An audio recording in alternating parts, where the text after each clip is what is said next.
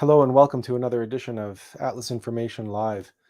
I'm your host, Atlas Alex, and today we're going to be delving into a topic which I know everyone can relate to on multiple levels, having had untold numbers of interactions with an untold number of people throughout our lives. We all face the trials and tribulations related to relationships, dealing with others, dealing with other people. And indeed, it is we might call it a psychological gymnasium, these sparring matches that we get into with others that are very much designed to help us advance and progress along the path. It has been said that the people in our lives hold a mirror up to our soul, that we attracted them into our lives precisely because they are complementary to us in some way. Now, that might mean they are the opposite. It might mean they are in many ways the same. But in any case, when we confront them, we're really confronting shadows of ourself. And we're going to get into the metaphysics of that today and how we can use the metaphysical dynamics that are working through relationships and through the difficulties, the challenges, the trials that we face in those relationships, how we can leverage those metaphysical dynamics to our benefit, and indeed to the benefit of others. Because ultimately, if we can become masters of navigating and negotiating, of parrying and dodging this fencing match, this dance that we often have to play with others, we can walk away from those encounters unscathed, and indeed leaving the other unscathed. In fact, leaving the other better off for the engagement, just as it is our hope that we will walk away improved in some way as a result of having engaged in that encounter, which is very often a conflict. And this is one of the most practical applications of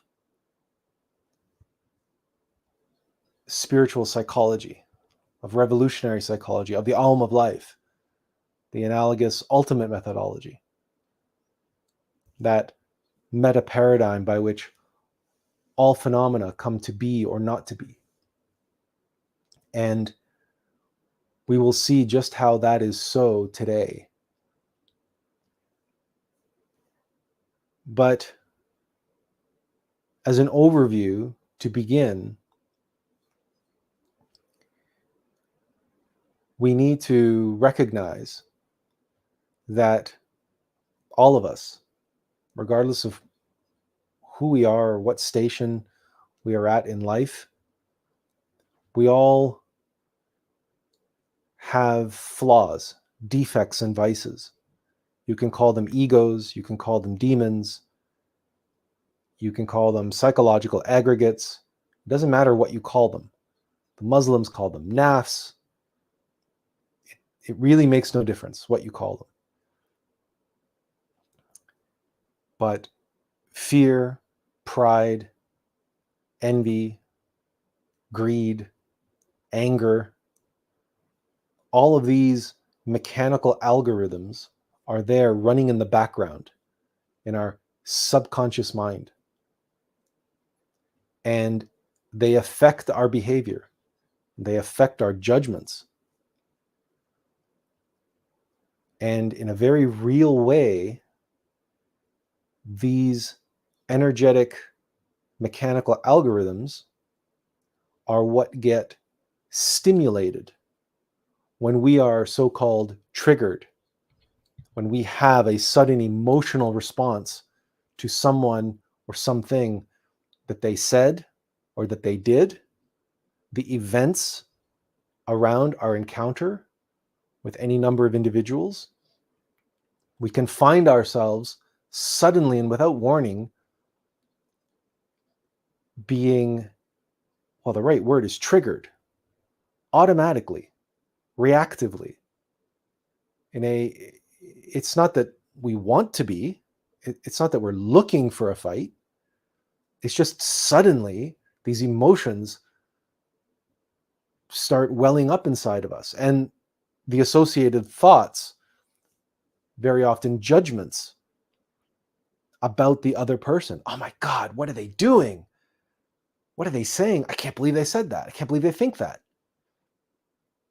Or, oh, they're so this, they're so that, they're so stupid, they're so ignorant, they're so messy, they're so sloppy, they're so careless.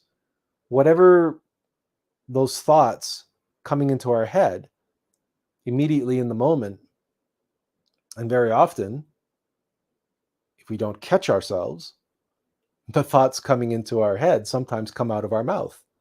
And then, of course, we get into the aforementioned conflicts and fights, disagreements, arguments that can expand and get out of control on an escalating scale as we begin exchanging comments or actions or just really even just vibes. And you know this, especially from interactions that you've had with family or close friends or intimate relationships. The bonds that we have, the more intimate the bond that we have with someone, the more acute the conflicts that potentially arise. And again, this has a metaphysical, scientific dynamic at work here. Because it is safe to say that those whom we have the most intimate of relationships with, we have the most in common with. We are most in tune with them, and then they are most in tune with us.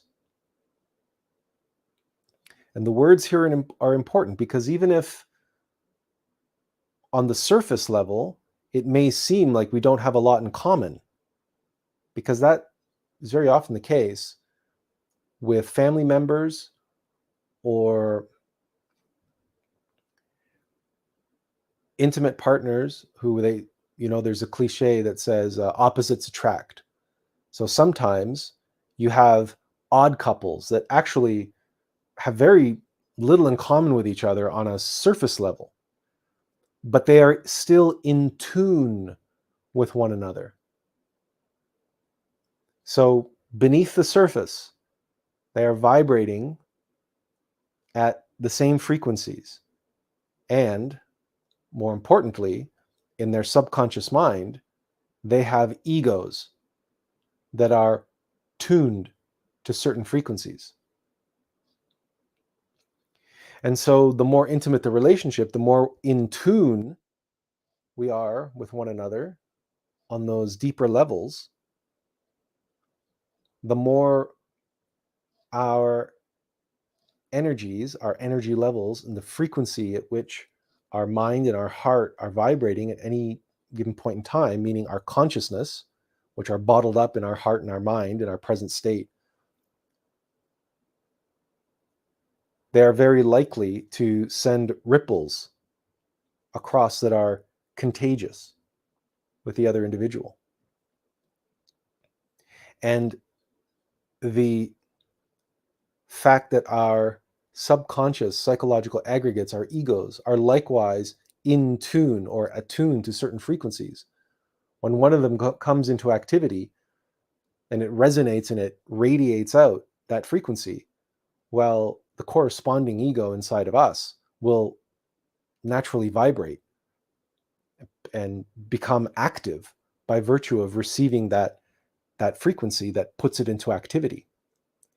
It's like tuning forks, where you can hit a note on one tuning fork, and as it vibrates, if you have another tuning fork that's set to the same frequency, it too will start vibrating.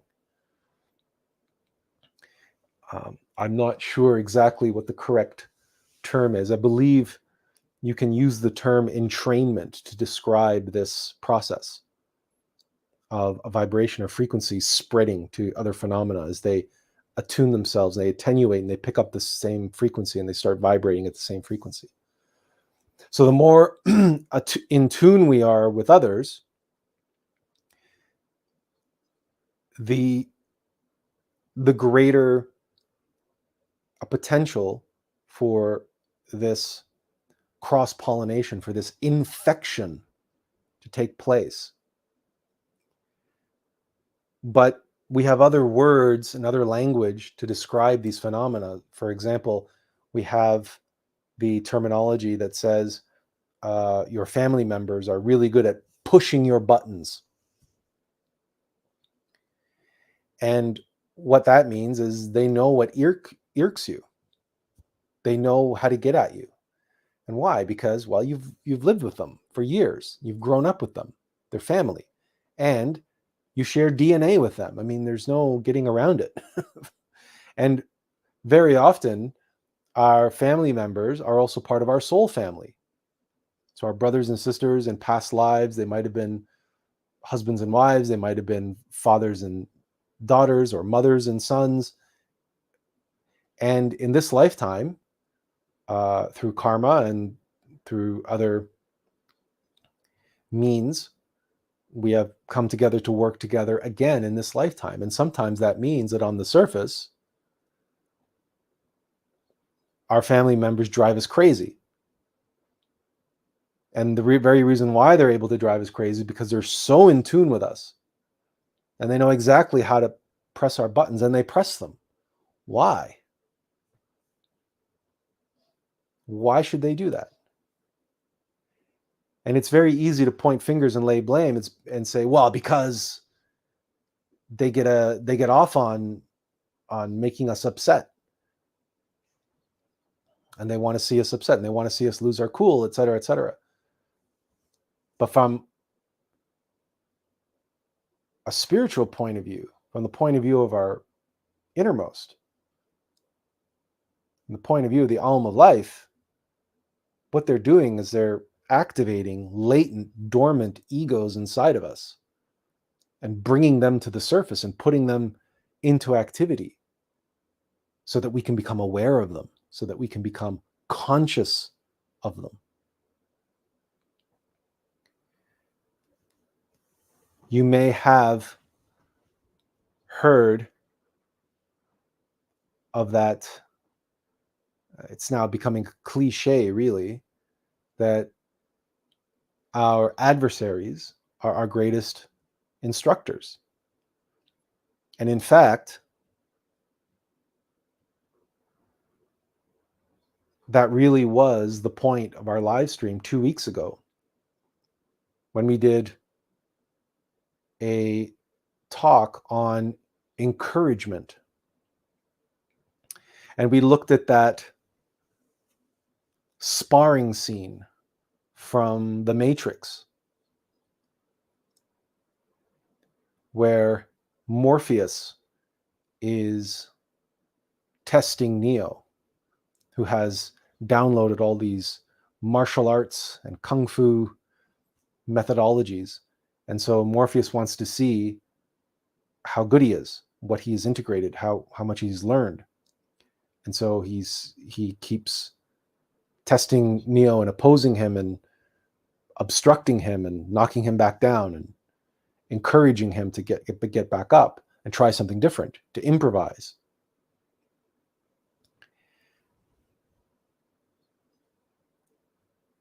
That talk was given in the context of being online or dealing with difficult people who don't want to hear the teachings, who don't want to be engaged on that level.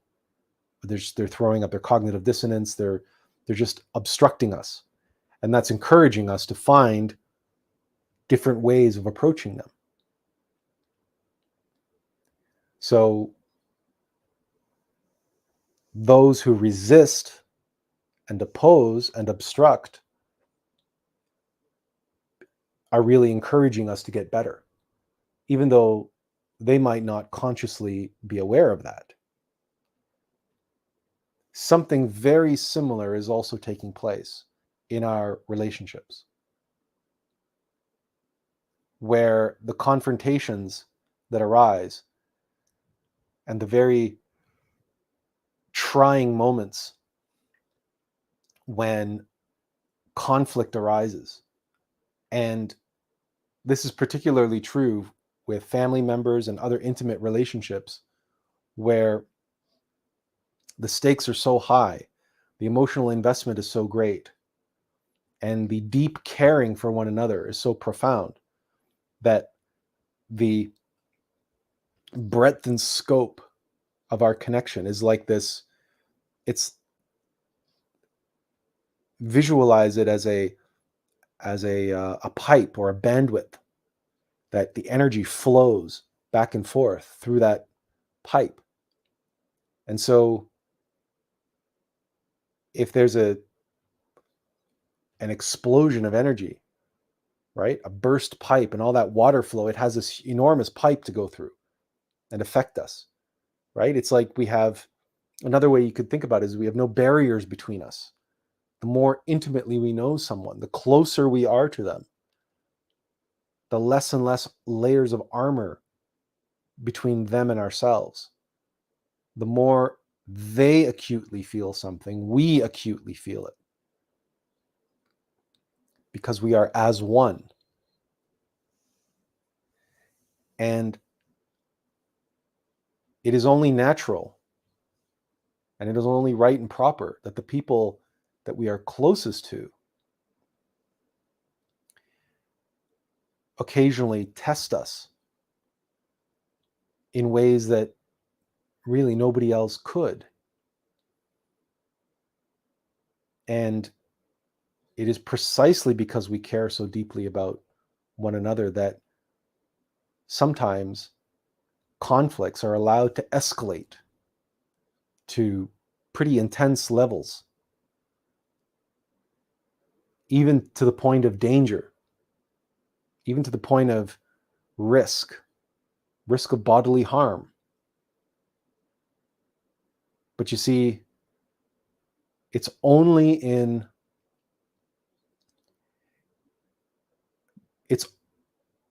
through experience of that we can come to know what atrocities we are capable of. It is only when we are pushed to the brink and we are taken to the very edge of the abyss that we can peer over the edge into the bottomless pit of our own soul, into the hell of our own subconscious mind, and see what abominations we're capable of, what anger, what hatred, what violence even.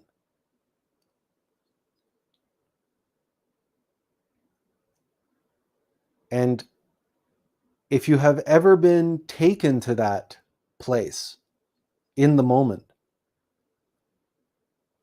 and with either a family member or some other loved one,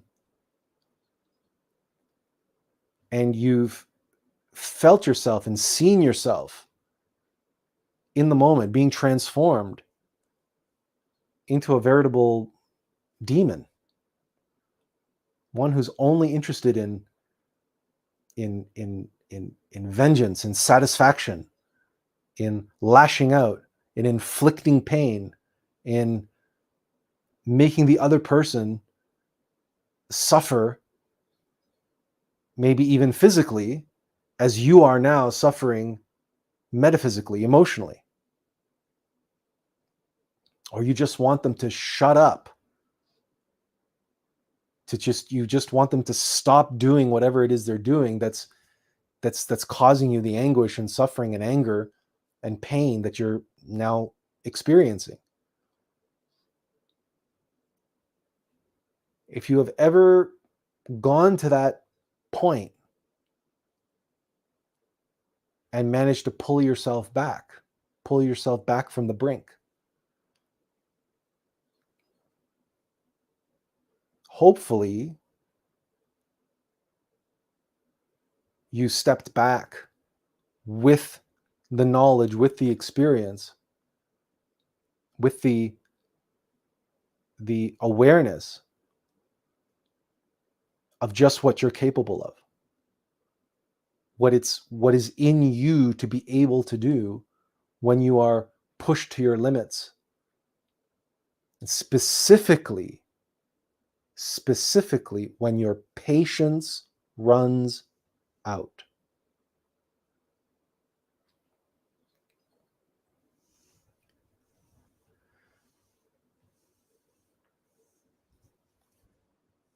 We have all heard the expression, patience is a virtue.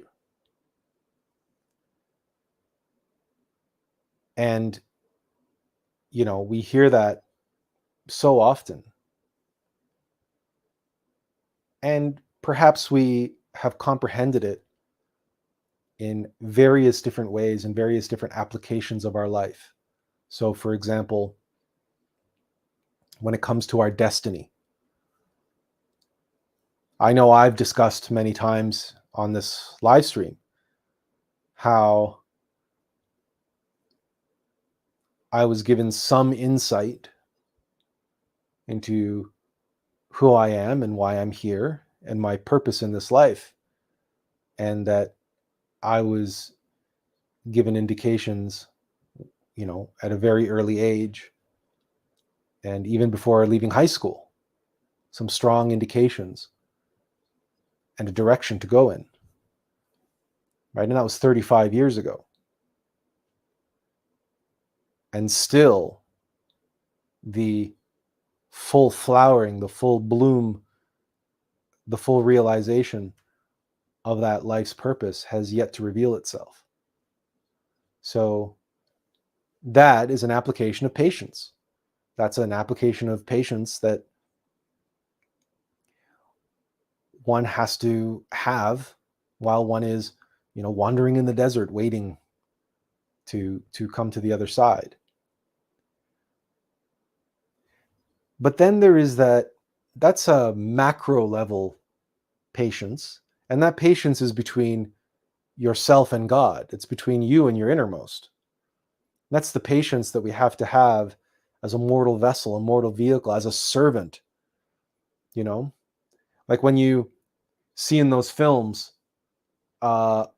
those Victorian era films or whatever, these wealthy families or aristocrats, what have you, and there's a servant or several servants off to the side.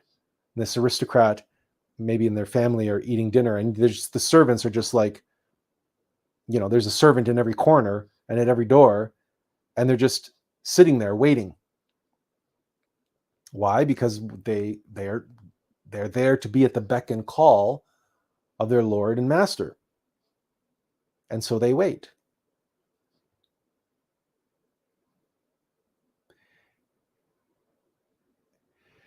It reminds me of being on a movie set. 90% of what actors do on a movie set is wait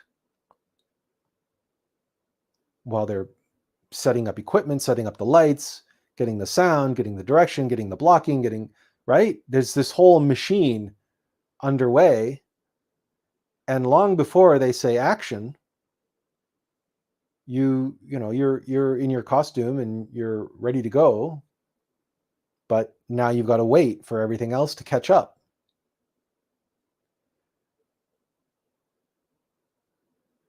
So, and surely professionally and in many other aspects of our life, we have this waiting for others aspect. And that's patience.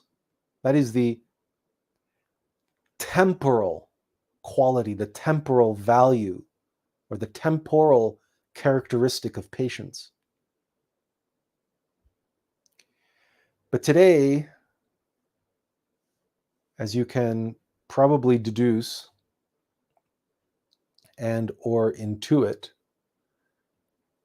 today we're dealing with a different quality of patience. It's not the temporal quality, which is a quantity of patience, right? Because you can measure time. Whether or not time exists is not the purpose of today's discussion, but we have these units of time that we can measure. So we can apply our patience over time.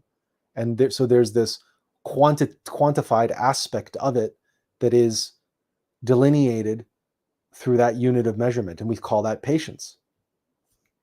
Waiting for somebody. Minutes, hours, days, weeks, years, etc. But when it comes to relationships and the trials and tribulations of those relationships in the moment, patience reveals another aspect that is not so much related to quantity of time as the quality of time, or shall we say, the intensity of any particular moment, of any particular period of time. Because an argument with someone may last hours, it may last days. That's true. And if you're fighting with someone, like a boyfriend or girlfriend, and you're so-called on the break or whatever, who knows? And you might even stretch it out weeks, but you don't talk to each other. You need a cooling off period or whatever before you can try to patch things up or what have you. But in the most intense episodes, fights, conflicts, there is an absolute quality of intensity of that time period. Those fights could last mere moments. And as they escalate to a kind of crescendo or a climax, that certainly is a compression of time. And in those moments, our patience is tested the most. When we're dealing with very, very, very short intervals of time, but those intervals have such intensity behind them. There is such gravitas, such weight, such force, such energy behind them.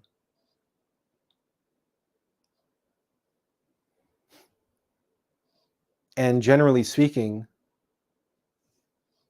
we have all experienced losing our patience in those moments. All patience is lost. And when patience is lost, we find ourselves unleashing all of this anger, this frustration, this pent up, built up pressure that only because of our patience had we been keeping it in check.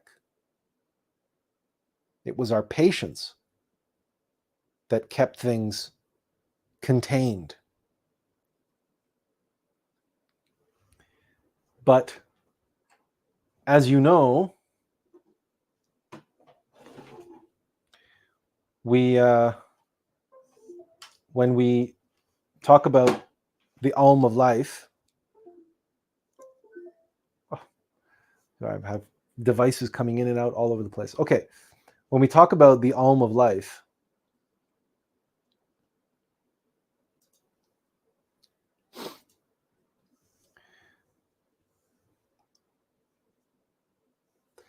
we always refer to its spiral nature. And there are this understanding the spiral is all well and good. I think we can all understand and appreciate that. But there are two different kinds of spirals. There's the upward spiral and the downward spiral. And each one of these spirals has, again, it comes in two forms. You have an expanding upward spiral and a synthesizing upward spiral. And in the downward spiral, you have the exploding downward spiral and the imploding downward spiral. So, right, so you can understand them or visualize them, right, as these cones.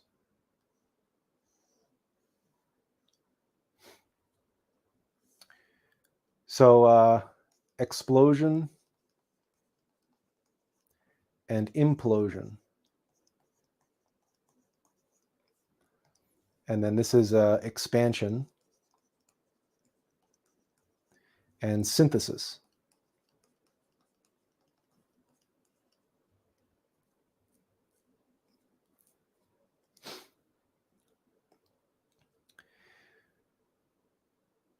These are the dynamics of the analogous ultimate methodology, the aim of life, right? So to say a spiral is only looking at it from, a two-dimensional perspective. When we step back and step out to a higher dimensional perspective, we see all the different dynamics taking place in the so-called upward and downward spirals, right?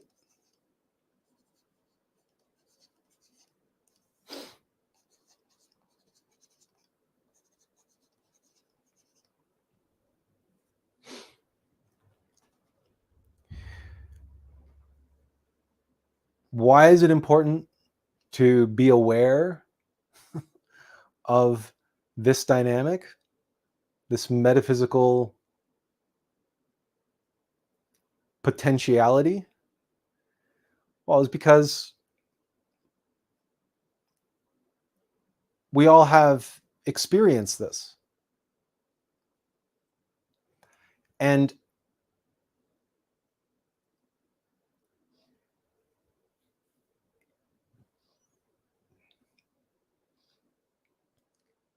we have all gone through exchanges with individuals where,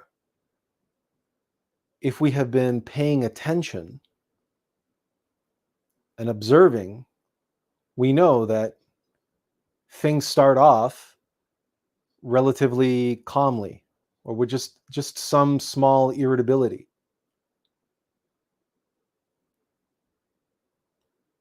So we're just there's some conflict, there's some irritability, but it's just the first few revolutions of that spiral.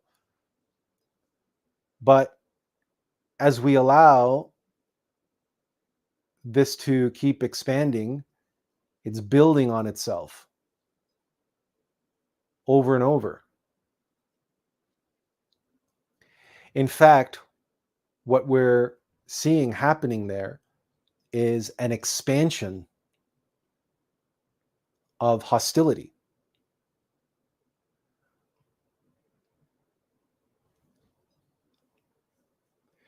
We can call this the Aum of conflict. So we start off with, we can say zero hostility. But as tensions continue and we get caught in this tit for tat exchange, we can begin to expand that hostility. There's a growing tension, a growing stress, a growing pressure of that conflict. And in the process of that expansion, we can be synthesizing new thoughts, new judgments, new resentments.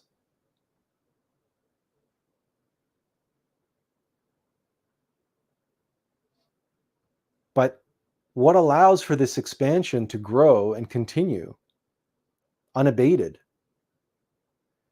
is, generally speaking, it happens below the surface of a blanket of patience.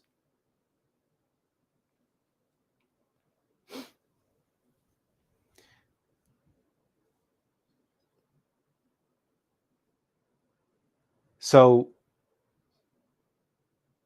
there's actually, as that process of expansion, of pressure, of tension is growing, our patience is waning. We're running out of patience. It's slowly imploding our patience because it's taking a great deal of strength and energy to contain.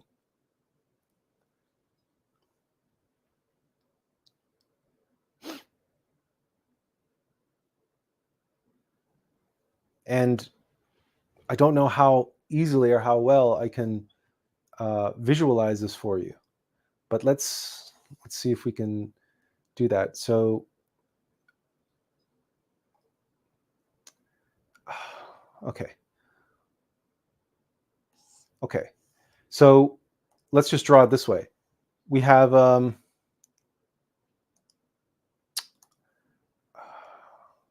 I really wish this program would stop telling me things, just let do it. Okay, we have a growing tension, and we have a waning patience.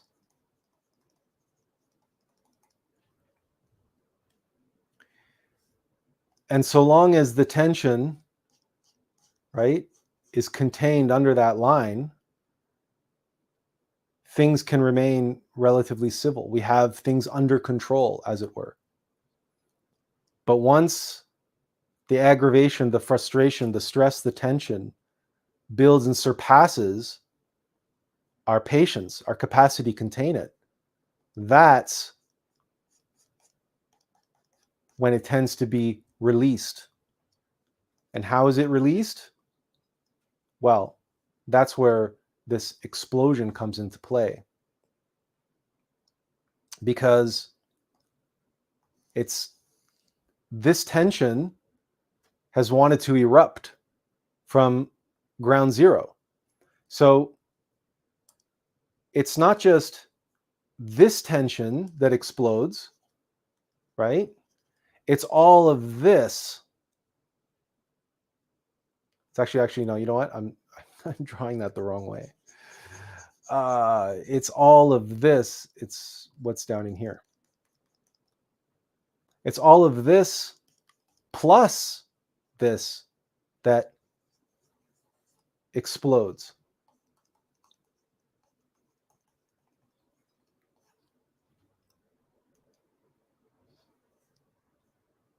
And it is generally the case that this happens because as we are practicing our patience, we are not transforming the impressions of the conflict as they arise. We all have been raised and conditioned to control our emotions and to not, burst out and to, right? So we're trying to contain that expanding frustration, that expanding tension.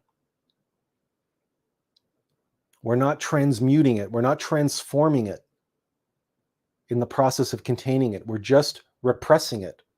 We're just holding it down. And as you know, that you can only hold back the pressure so long that way. If you are allowing the spiral to keep expanding and expanding and expanding, sooner or later it's going to burst through. And when it does, all of it bursts all at once. And that's where we get that explosion into the downward spirals. And where that tension and energy explodes finally, well, then things are said, things are done, uh, uh, ceramic ware is smashed, right? Things are thrown, um, and the entire situation then implodes, and potentially even the relationship implodes. If you have ever broken up with someone because of an argument or after an argument, you know that the relationship imploded because of whatever exploded. And sure, you might argue that whatever exploded needed to explode because it had been growing and building for, days or weeks or months or years. And that's something to consider. And I'm not discounting that possibility. And very often, as I mentioned, if our patience has been repressing tension and repressing unspoken conflict, unspoken frustrations, then what we've really been repressing is whatever egos are inside of us are being triggered by the relationship, the other person, their behaviors or their attitude. And yes, patience is a virtue, but not at the expense of self-knowledge. And patience is a virtue, but it's not an unlimited virtue. And that the reason why we end up in those tests, those trials, those truly explosive conflicts is because we need to be able to see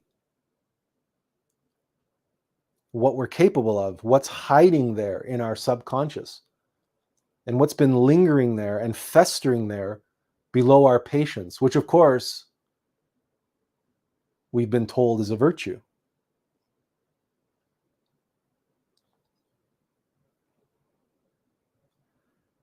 And it is a virtue.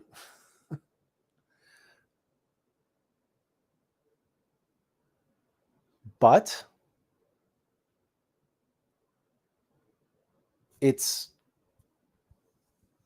needs to come under fire unless we know the metaphysical techniques to be patient and transform and be virtuous in our patience, transforming the frustrations and the tensions and the negativity, those negative emotions that get triggered within us by the other person.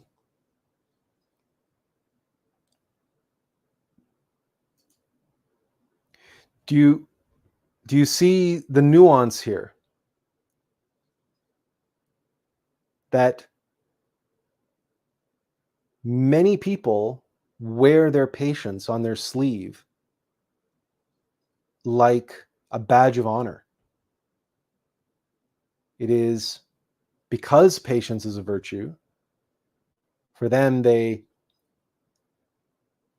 for us, it can be another aspect of our mystic pride, something that we pride ourselves on, how patient we are. We can be so patient with other people.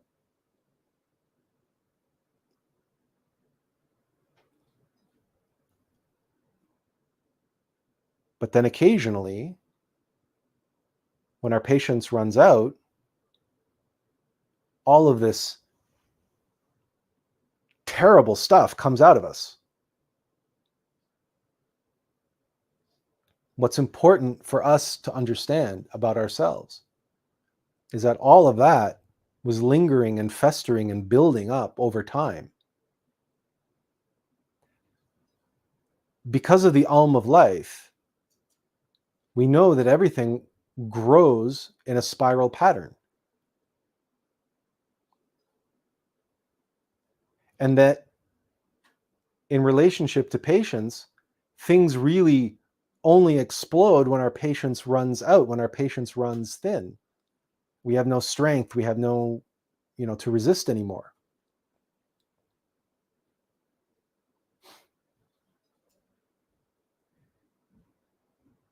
So, and again, the reason why that has to happen is for our own sake. I unfortunately know individuals who have tremendous patience.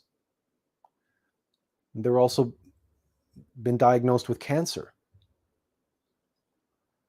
You'll never see these people lose their temper, or very, very, very rarely will you see them lose their temper. They just have so much patience for everyone, their family, their children, and strangers, and their workplace, and their coworkers, and their bosses, and you name it.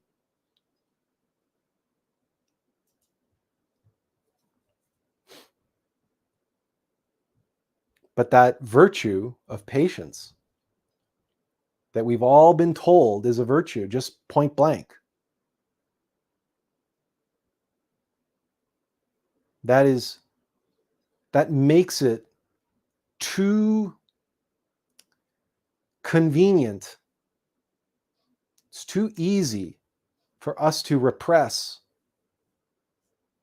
our negative feelings, our feelings of judgment, our frustration, our festering anger for the people in our lives, people in our family, our loved ones, coworkers, bosses, whatever the case may be. If we think it's enough to practice patience, and we do so for years and years and years, well, the image behind me here, all that anger, all that vitriol that would be exploding all at once, were we to lose our patience,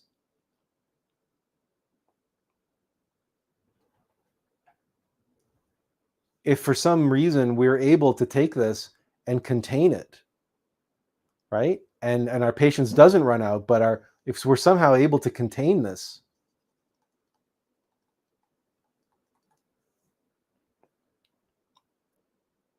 then this spiraling what wants to explode here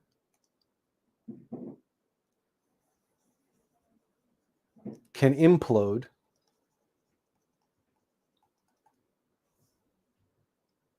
Or to put it another way, if we go over to this side, we said what were the two upward spirals? Well, you got to look at it from the perspective of the ego's perspective. If the ego is expanding, it's growing, that's an upward spiral. The tension, the anger, and everything else, that's a downward spiral. It's causing implosions.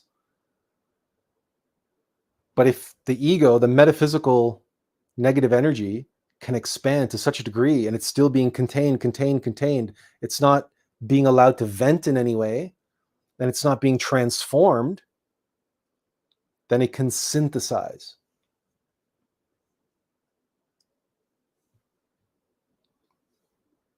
right? An expansion of ego can synthesize a cancer.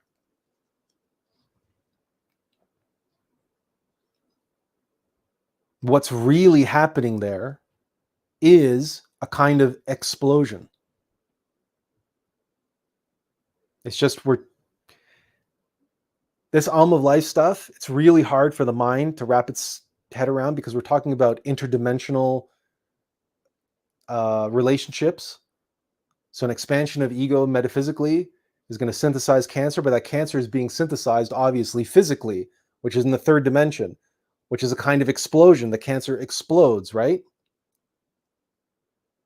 So physically it's like a growth, but that's also it's at the same time it's a synthesis. So the Alm of Life can't be understood in a two-dimensional binary way of thinking. It has to be comprehended in its fullness, which is what makes it so powerful as a methodology to understand reality and how everything comes to be or not to be. But it also makes it really difficult to explain using binary language and simple two-dimensional diagrams. But you can see that, you can feel that intuitively. It feels right. If I have a bunch of festering negative energy, right, in my mental body, in my emotional body, and in my energy body, my vital body, eventually that energy won't be contained. It's like water will flow. You know how water finds its way into the cracks and into the crevices? Energy is like that. Energy will flow and it will find its way, and it will find a way to express, to explode through that which is holding it back. So that virtue of patience can actually lead to somebody developing cancer.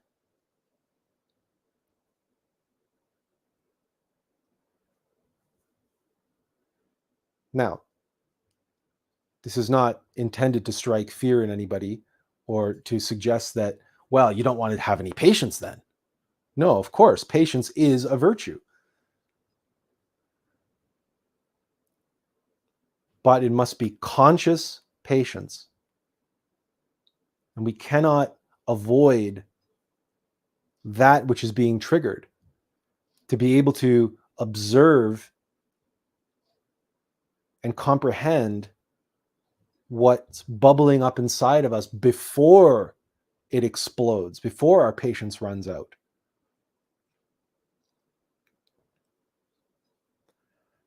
And to be able to transform those impressions, to be able to recognize and,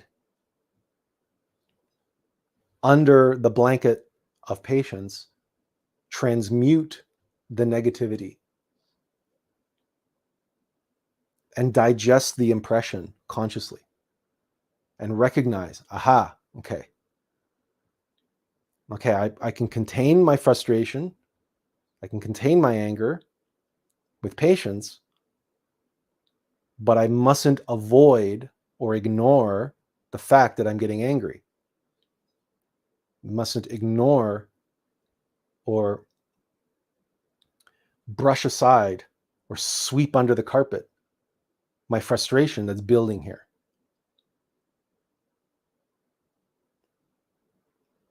And this way, we can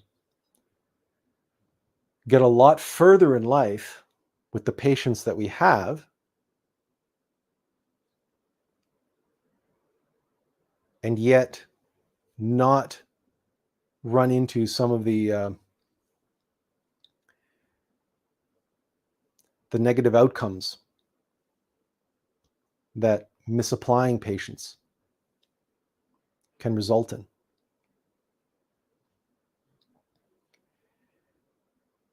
But even so,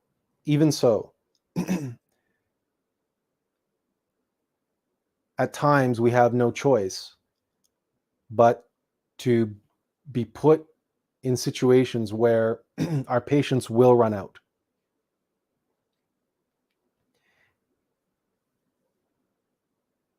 And those moments, those circumstances and situations as I said at the beginning, are important for us to be able to see just what we're capable of. Because another aspect of having patience and even transmuting and transforming impressions while they're beneath the blanket of patience means that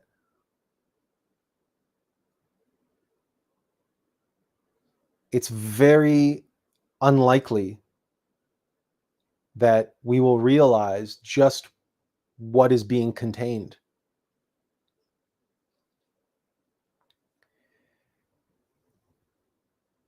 Because as we get into some altercation with somebody, and the tension starts to build and to grow and to grow and grow and grow. When things are very small, as you know, it requires a microscope to analyze them and study them. They can be very intricate, but they're very small.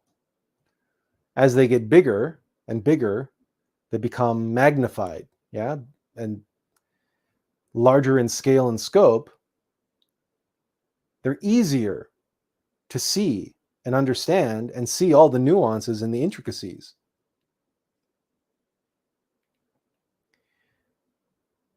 So the other aspect of having patience and not allowing things to get blown out of proportion and keeping everything contained is the other aspect of self-observation, which is not just observing ourselves in the moment and transforming the impressions, but later on to go into meditation and to meditate on that event, on that altercation with that individual, and to penetrate in meditation those feelings of aggravation, those feelings of frustration and anger and resentment and judgment that we had contained with our patience and we had tried to transform, but now we need to study what it was that we were witnessing, what it was that was arising in us. And we have to do so in meditation to try to penetrate into with the concentration, the focused concentration of the consciousness like a microscope, to really dive in and comprehend what it was that was being triggered inside of us.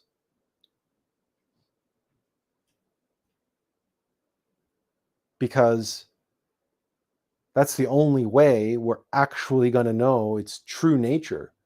And what if it were to be allowed to be unleashed, or if it grew to a large enough scale and scope beyond our capacity for patience to contain it, what it might do if it exploded.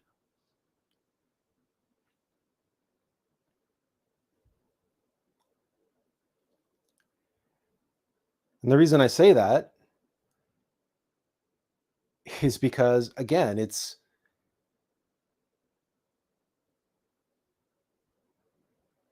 when we get into a dispute with someone and it's starting to build inside of us and we're going that tit for tat back and forth, or we're losing patience and it's building, it's growing. If we walk away and let it die down and let it sweep it under the rug, and we don't look at it, and we never look at it in meditation, we might not realize the true nature of what was building there inside of us and what was trying to express and manifest. And we managed to contain it with our patience. I had an experience of this, and it was a real eye-opening experience. When, without getting into details, I was in a weakened state. Physically, I was sick. I had salmonella poisoning. I was physically weak. I was emotionally and mentally weak. And this individual laid into me and just started attacking me because of the nature of the dynamic between us and what we shared in terms of egos or demons, whatever you want, however you want to understand it. Her demons saw it as an opportunity, as a moment of weakness, to take advantage of that, to take advantage of me. I was too weak to fight back. I was too weak to defend myself. So she laid into me and she started pressing the buttons. And I had very little strength, very little willpower, very little patience, in other words. And because of that, what I am normally able to contain erupted out of me. And I grabbed this individual and I grabbed them by the throat. And I picked out a stone on the ground. And the thought that came through my head was that the reason why I picked out that flagstone on the walkway is that that's the stone that I was about to smash this person's head on. And it was in that moment that I realized that, I let them go, but I realized that I was a hair breadth away from manslaughter, aggravated assault causing death.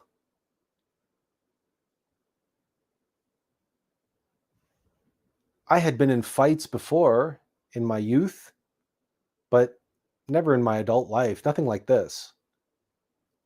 Nothing. I had lost my temper and done some things that I'd regretted, but never had it escalated to the point where the evidence was clear that I can't deny. I had a person by the throat, and I had selected the means of their demise.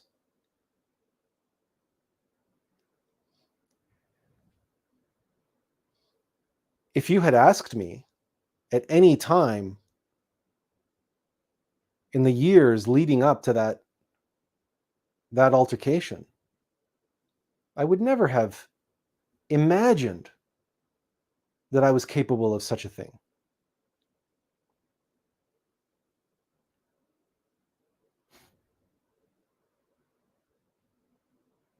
But now I know that I am.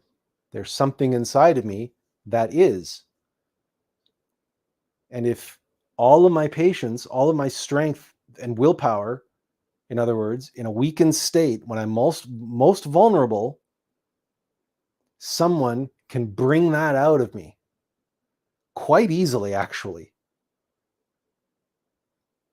if they have it within them. And again, this is when I talk about the affinities and the vibrations and the people who come into our life being mirrors to us. This individual lives with an entity that's very similar to the one that's responsible for my epilepsy. And I came to realize just how dangerous that entity can be when the buttons are pushed the right way and when I lack the strength to hold it back.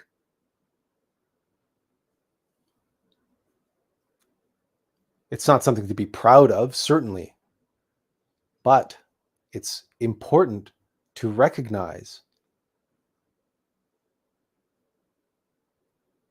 and see and know ourselves and know what it is that we're capable of. No matter how much we deny it and say, no, that could never happen. I could never do that. I could never be pushed to that. Well, maybe yes, maybe no. But to what degree do you have thoughts that you keep to yourself, keep under the blanket of patience, that were you pushed far enough, would those thoughts or feelings, would they manifest in real life? As one of the Gnostic instructors at Glorienne uh, would often say, we are all murderers in our mind, and we all curse other people with our thoughts, if we're honest about it. And thoughts are actions. The mental world is more real than the physical world. So it's actually not, it's not any escape for us to say, well, I've never actually done it. I've never actually acted it out. Sure, I've wished people dead, but I've never actually acted it out, and I would never act it out.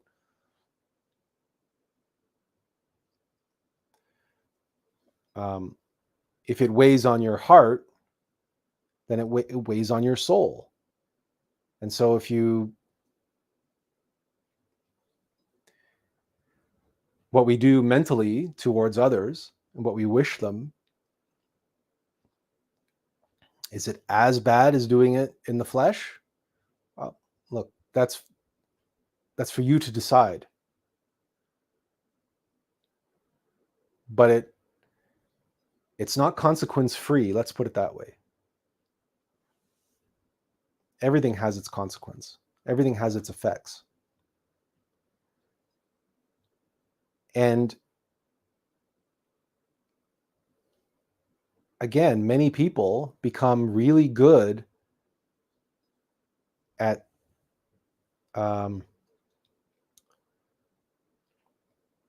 hiding their true feelings under a blanket of what appears to be patience.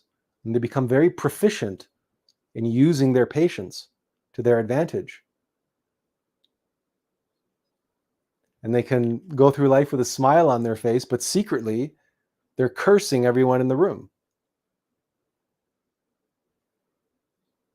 And you know people like this, disingenuous people, and like politicians and all sorts of people that, for various different reasons, they become very good at putting on a front, and they become very proficient at using their patience, again, as that blanket, as that shield. But then behind that wall of patience, there's a horde of angry, bloodthirsty orcs and trolls and balrogs, and it's like behind that wall, it's Mordor, and they're cussing and swearing and cursing, and right, they're not, doesn't make them any happier, but gets them through life, right, with a smile and a handshake and everything else, and they can charm the room and work the room and so on and so forth.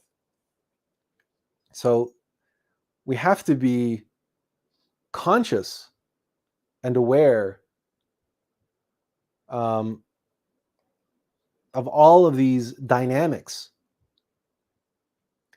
and it is dynamic. None of this is stagnant. None of this is we're talking about energy here.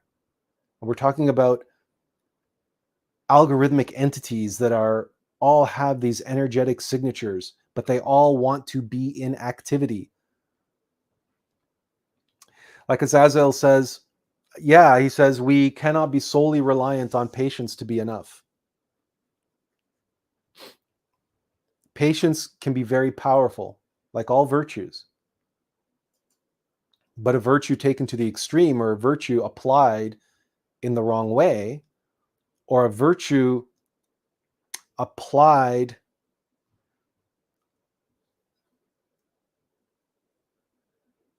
as a point of pride, virtue applied in defense of the self instead of in defense of the other,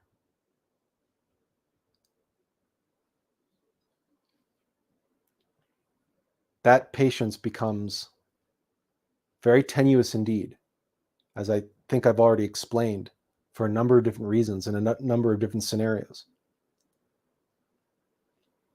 A mother's patience for her children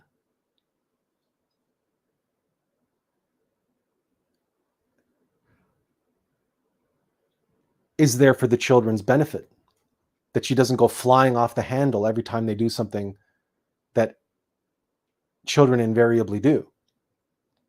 Spill things, break things, and so on and so forth. Right? A parent can't go flying off the handle anytime that their child misbehaves. Having said that, too much patience, even in that scenario, too much patience is deleterious to the child. Spare the rod, spoil the child. Doesn't mean you fly off the handle. You can still apply your patience. You can still discipline the child within the boundary of patience. You don't have to lose your temper and fly off the handle. God forbid, actually strike them or do actual some sort of corporal punishment.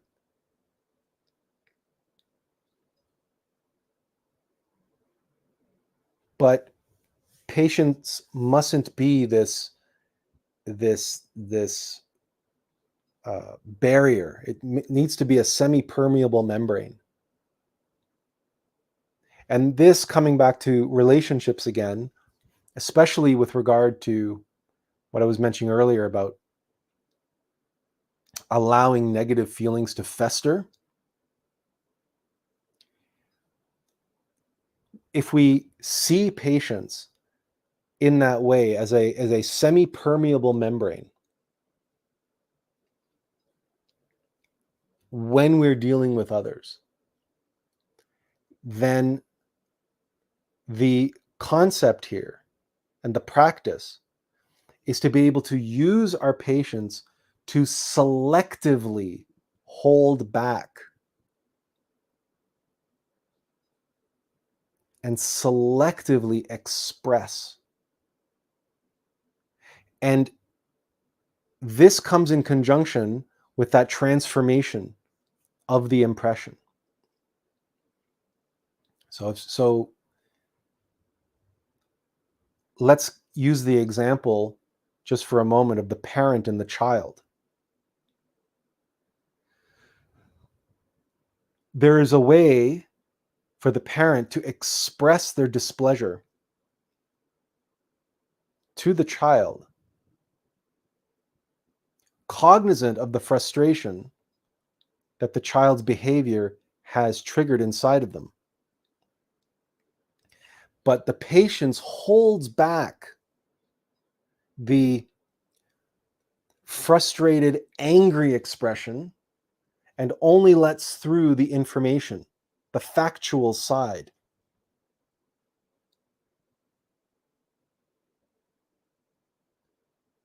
So, my dear, you know that mommy doesn't like it when you do that.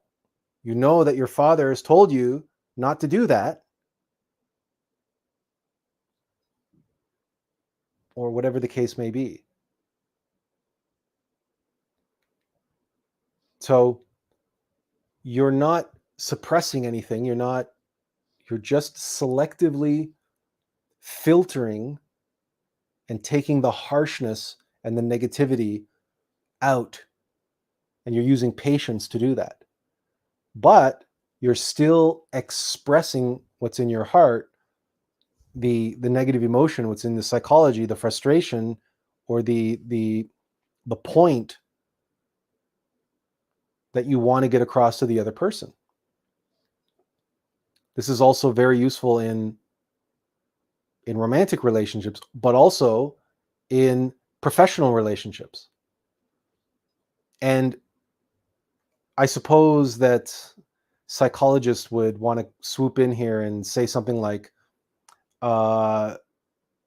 being able to do this is an indication of a high degree of emotional intelligence or some version of that. But really what you're doing is transforming the impression, and you are filtering out, you are separating the facts from the subjectivity.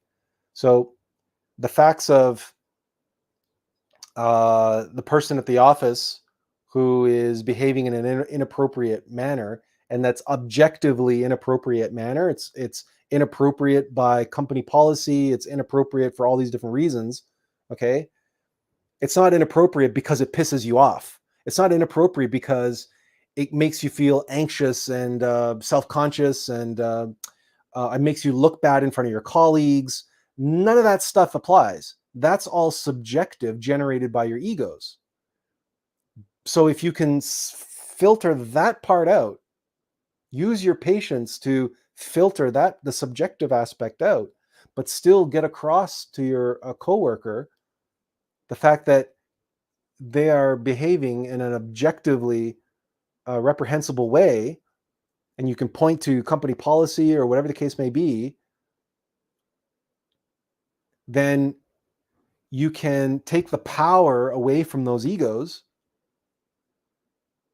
And at the same time, you can recognize and comprehend that their behavior that you are taking personally, you are taking personally because of this, because of this, and because of this, and because of that.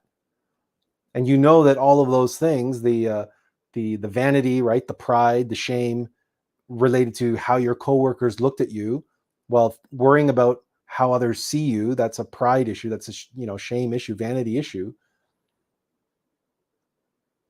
You can comprehend that and recognize that and transmute that and transform that, and keep that behind the paywall, the barrier of patience, that you don't express that. You don't allow that to be the motivating factor. What you end up expressing to them is an objective truth related to their actions that are inappropriate and reprehensible objectively according to company policy, let's say. So you use patience as a practical tool, not to repress, but to selectively filter out that which is subjective from that which is objective, that which the other person needs to hear, and that you need to get off your chest, that you need to get out of your heart, that you need to feel as though you've been heard. Because one of the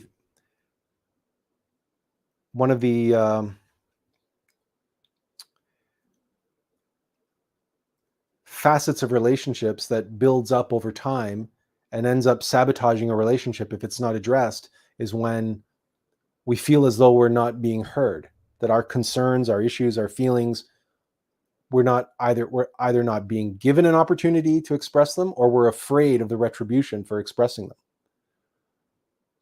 Well, if we express them in the heat of the moment and they're all tangled up with the subjective egos, shame, pride, fear, like in the case of the coworker, and we just let it all out, well, the other person is not going to take it well. Their pride is going to be hurt because our pride is going to be triggering their pride. And they're going to be all wrapped up in subjectivity, and they're going to be accusing us of being vain, and they're going to be judging us as being, just worried about our own vanity and everything else, and they'll be right about that, because those are all valid ego reactions in our psychology, and they're going to be picking up that energy, and it's going to be triggering the thoughts in their head and the emotions in them. We're going to be triggering each other. But with patience and practically, dynamically in the moment, this is where time does come into play. And the temporal aspect of patience does come into play, because you can take a beat, you can take a moment, you can walk away, you can step away, and then return to that individual and talk to them later after you've had a chance to cool down, after you have had a chance to take a few moments to contemplate and meditate on what was getting triggered inside of you. So time gives us that perspective in order to be able to relay the objective information. Now, they still might react. There is no guarantee that people are going to respond well to the truth. We all know that, and 2 weeks ago we talked about that. But at least now, using patience in this way, you won't be in that place of being triggered. You won't be coming at it from a negative emotional place anymore. You'll be coming at it from a factual place. You will be getting yourself heard. And if they don't want to hear it or they refuse to hear it, well, then we go back into the talk from 2 weeks ago. And now you're in a completely different frame where you're just improvising now. And they're encouraging you to become better at relaying the information to them. But you're dealing with objective information now. You're not wrapped up in the subjectivity and the intensity of the moment that tests our patience and that gets our patience to wane thin and ultimately to run out. Because that's the other thing about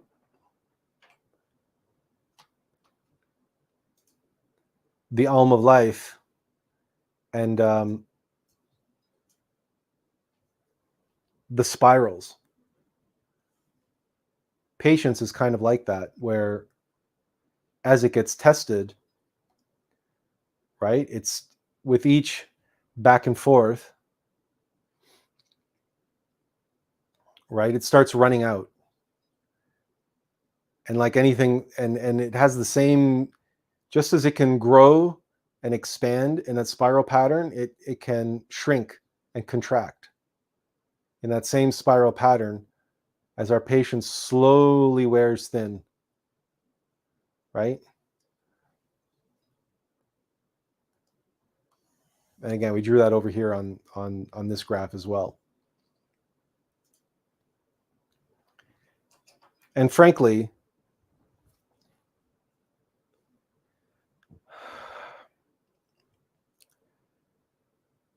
in many cases,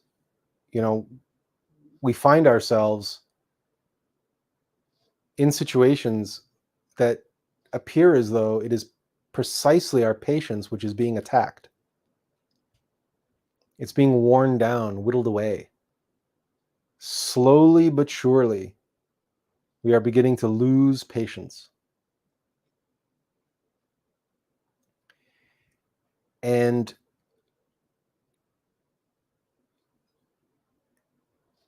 if you meditate on what's going on there,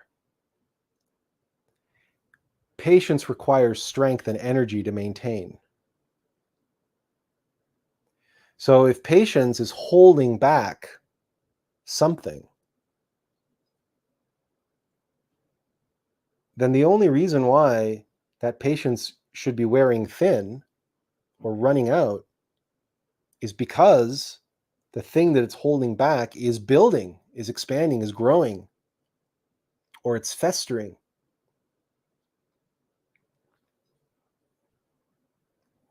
And again, that relates to what I was mentioning about you relying on patience but not transforming what's beneath it.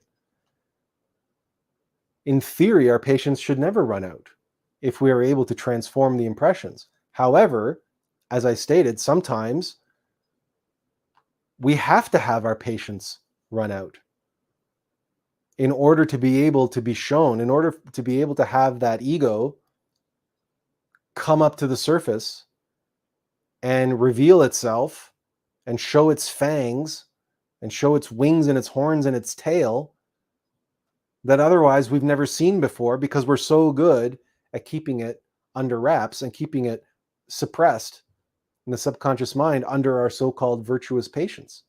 So sometimes we do need to have that come out, and our Divine Mother will arrange and orchestrate for those circumstances, for those family members or loved ones or friends or coworkers, whoever it may be, to have those altercations with, that brings something to the surface within us. That fight, that conflict, that situation just brings something out of us. And that's why it is so important to remain lucid and aware and conscious of ourselves and observing ourselves, even in those moments even in those moments of anger and frustration and building tension, because you want to learn your lesson the first time it's given to you. If it's a painful lesson, if it's an unpleasant and potentially dangerous lesson, you want to learn what you need to learn from it. You want to see what you were intended to see the first time. You don't want to have to keep going through that lesson over and over and over again, especially when it comes to being shown what it is, what's potentially within you that you have under wraps, and you really don't know what you're capable of in terms of anger, cruelty, violence. If anybody asked you right now, you would deny it. You would say, no, I'm not capable of that. I could never do that. I would never do that. And yet, when you find yourself in that situation, and all of a sudden, you can't keep telling yourself that anymore.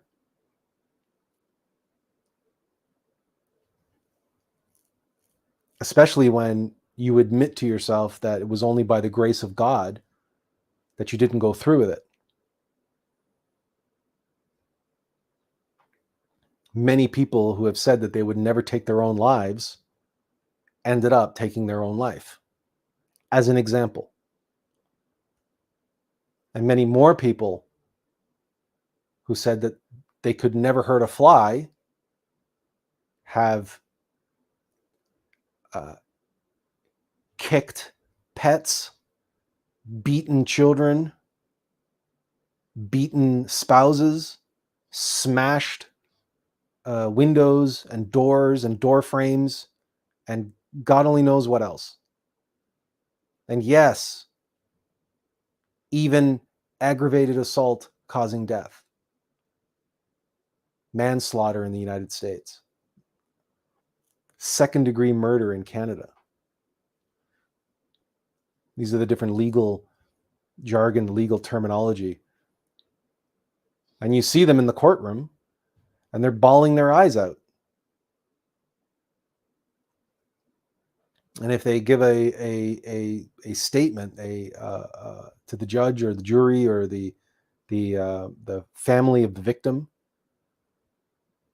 then it's usually a tear-filled plea of regret, because none of us like to think of ourselves as, quote, bad people. But if we're honest with ourselves and we spend some time in retrospection meditation, meditating on some of those arguments that we've had, some of those fights that we've had. Have you ever taken something and just out of sheer anger, out of just sudden rage, you've just ended up hurling it to the ground or smashing it, or smashing a keyboard, let's say? Because computers can really bring the worst out in us. I don't know if you've noticed that. I don't know if you work with computers and you work with computers for a long time, you know that computers, they can really bring the worst out in us, and that's because of their mechanicity. Benjamin Ochoa says, one can never be informed too much about patience.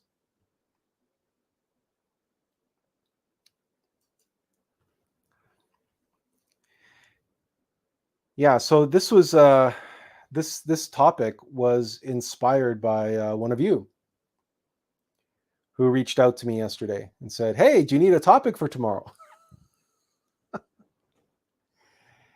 And he showed me some photos. And he showed me some photos of a door that was attempted to be smashed in. And And that door belonged to a friend of his. And the person who had been attempting to smash that door in order to get into his friend's apartment, right? Obviously, that individual had run out of patience. And the conversation ensued around what he would have done as retribution to the individual had he been able to get inside the apartment and presumably do some harm. Because let's face it, anybody who's willing to break a door down to get into an apartment,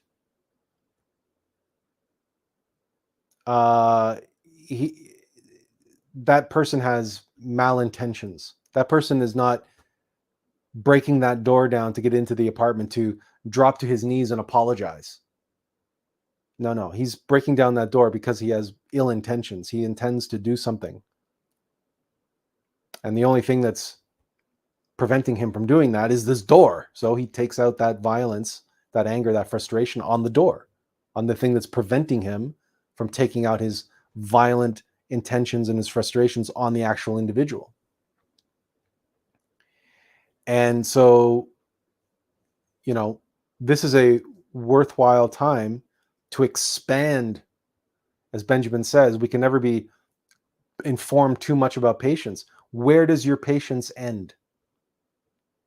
Patience is a virtue. Why is it a virtue? Imagine if the person behind that door was someone you loved. Could be a son, a daughter, a best friend, a parent, a grandparent, a cousin, a niece, a nephew, or a lover. Imagine the person in that apartment, and imagine that door hadn't had held. Imagine if that door had been broken in and broken down, and that violent perpetrator had done God only knows what to that person you loved. What would you do? What would you have done in response? How far does your patience go?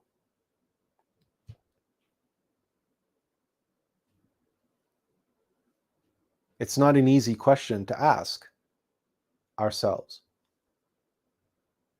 And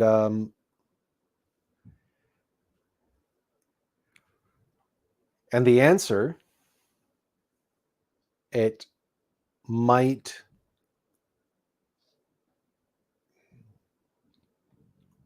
evoke emotions that are difficult to comprehend, and thoughts that are difficult to swallow, or the thoughts and emotions evoked by that scenario in our imagination might evoke feelings of satisfaction, of, yeah, I could actually take pleasure in getting my vengeance. I would be very satisfied to take vengeance on behalf of my friend and go and find the perpetrator and do what had to be done.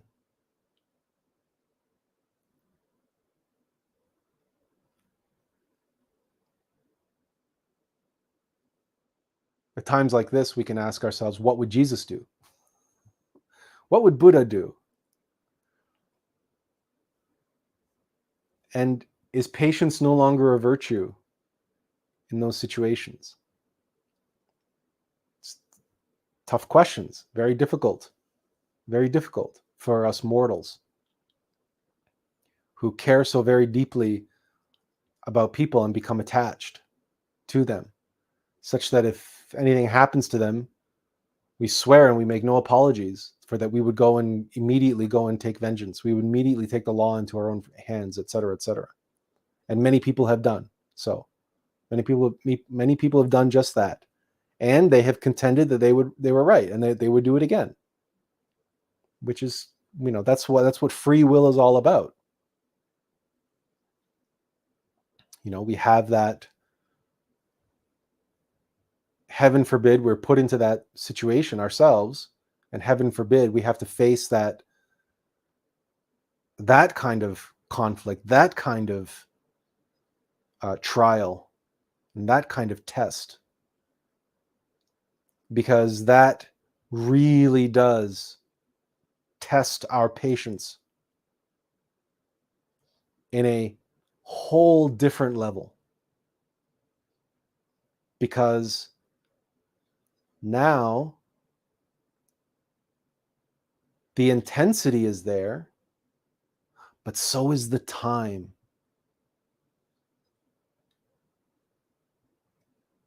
Because in the scenario that I gave you, it's going to take time for you to hunt down and find the perpetrator of that violent act.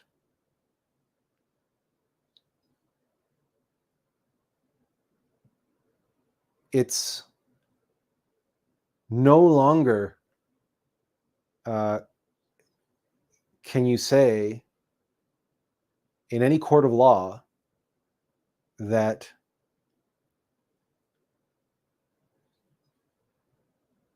the vengeance that you took was in the heat of the moment, because there was significant duration. You took time. You were patient. You prepared. You acted in full comprehension and consciousness of what you were doing.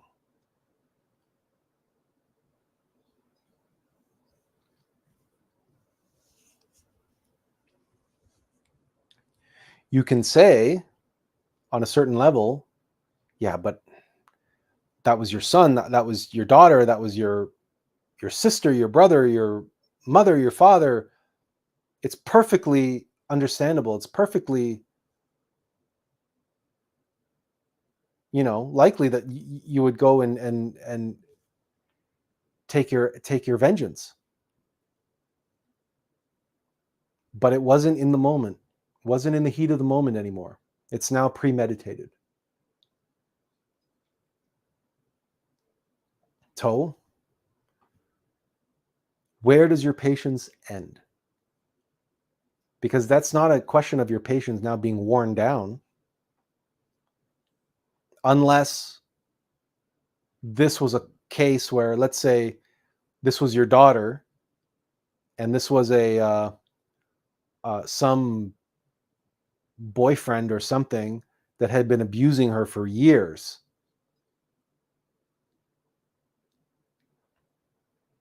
And rightly or wrongly, you had been exercising patience for years, and then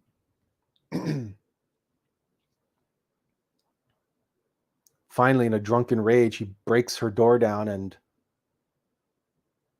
does the unthinkable. Now you could argue that the father there is perfectly justified for him to go and take vengeance, take the law into his own hands, because his patience had been wearing down for months or years.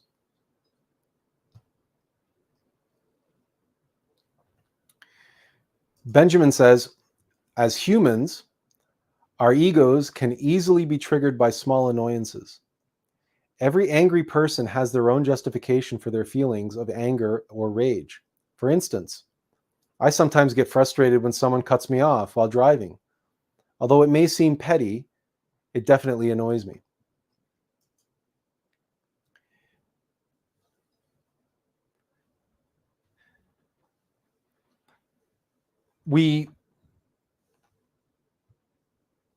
Thanks for that comment, Benjamin, because it's interesting that. Oh, and he follows up here. Let's listen to the follow up. When I reflect on being annoyed over trivial matters, I feel embarrassed. This is why I need to learn more about the virtue of patience. I want to respond rightly, regardless of how significant or minor the annoyance may be. So here's the thing about patience, and what Benjamin is now talking about, whether it's significant or minor. When it comes to minor annoyances, have you ever noticed that you seem to have less patience for minor annoyances? Think about, I don't know, the mosquito in your room, or or other some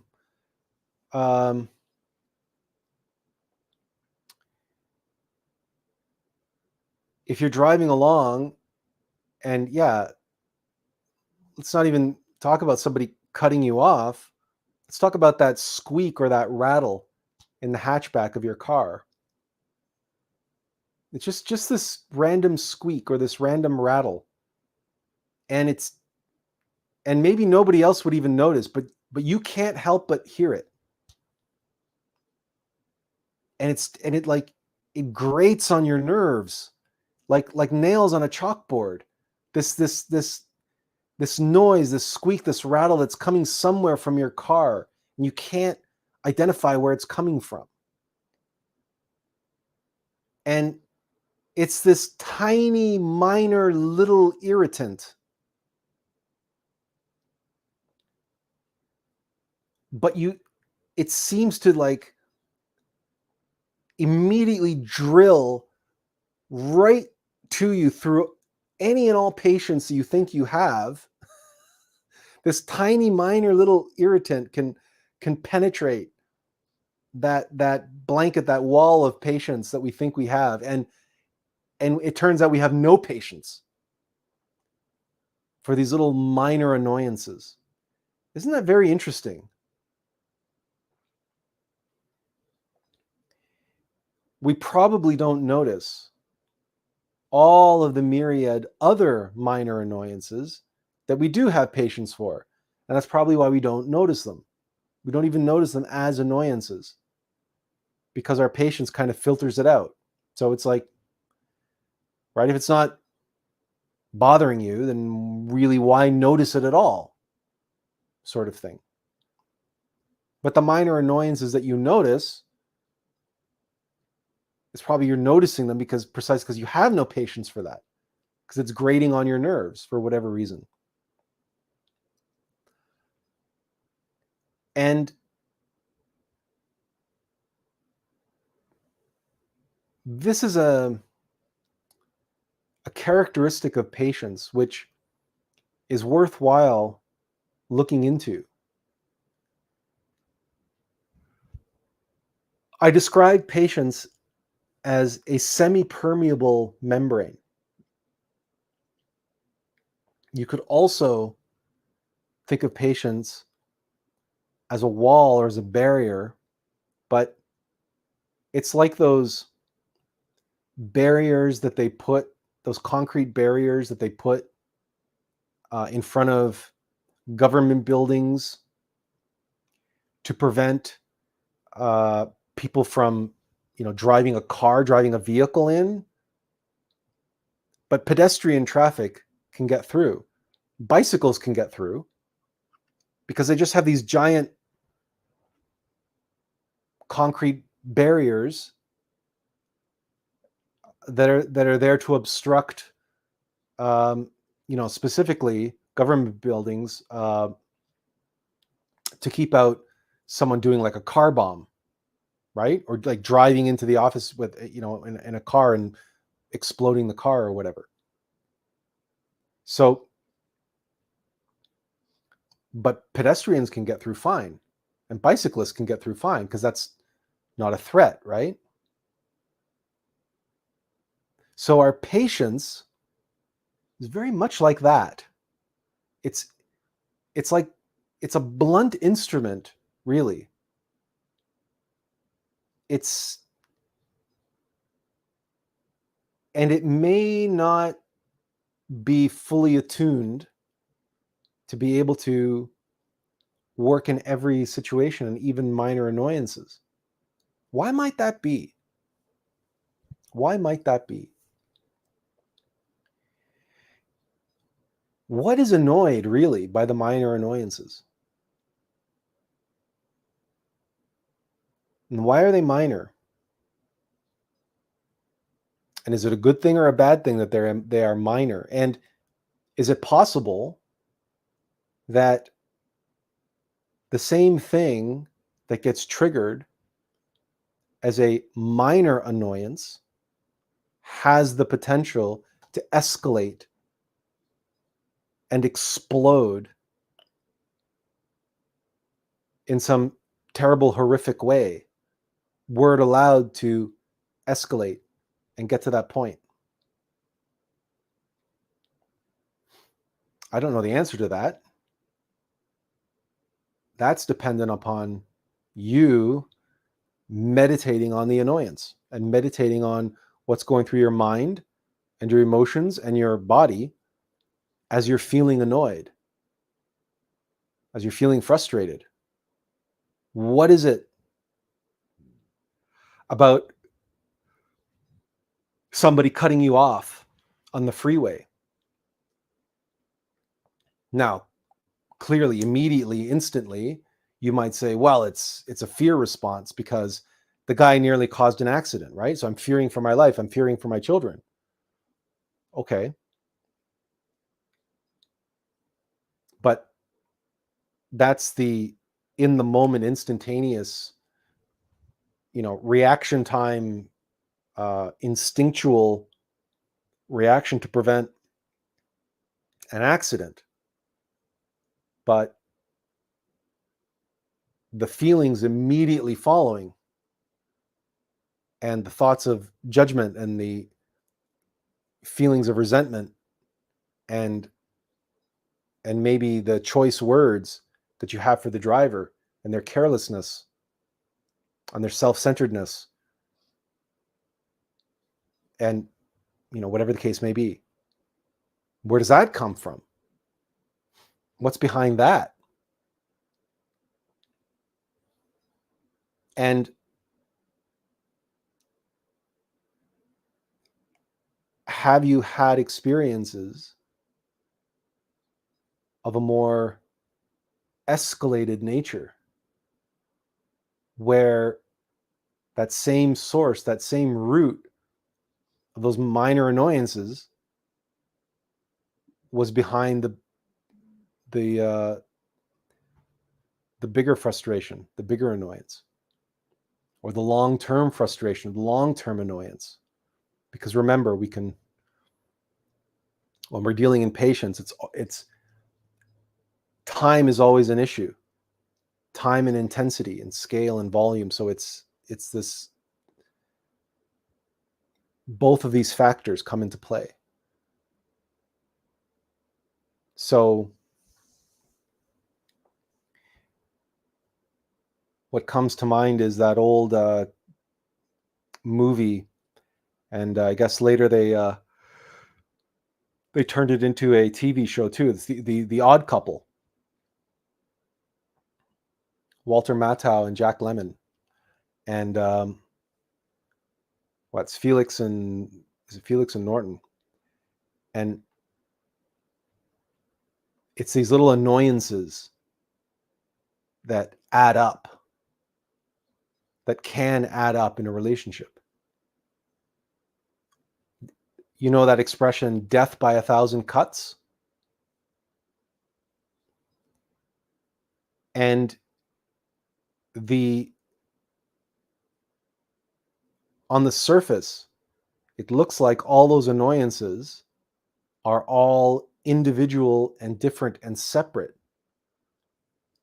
But if we took but a moment and stepped back in meditation and analyzed all these different annoyances, we may find that all of those are just different, relatively insignificant triggers of the same ego. An ego that you would never want to get triggered by a major annoyance. You would never want to have that ego express itself because of one trigger.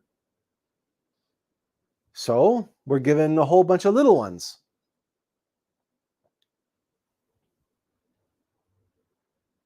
But of course, the nature of that ego is to keep us focused out there. You see the people behind me? You see, they're pointing fingers at each other. That's the nature of ego, right? And when you're in a fight with someone, when you're in an altercation, observe yourself, right? It's never your fault. It's always the other person's fault. They're always to blame, and you're always throwing it back at them. Oh, you said this, and you said that, and I didn't say that, you said that, and so on and so forth. Oh, you didn't understand what I said. You misunderstood what I said. That's not what I said. and on and on and on. You've had enough arguments. You don't need me playing them all out for you. So when egos get annoyed, when egos get triggered, their modus operandi is to keep us focused out there on what's doing the triggering.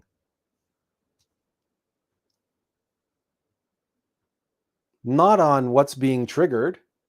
And yet, the reason why all these annoyances happen, and the reason why they penetrate our patience, is because we need to be able to see what's being triggered. And in order to see what's being triggered, guess what? It needs to be triggered. Something needs to trigger it.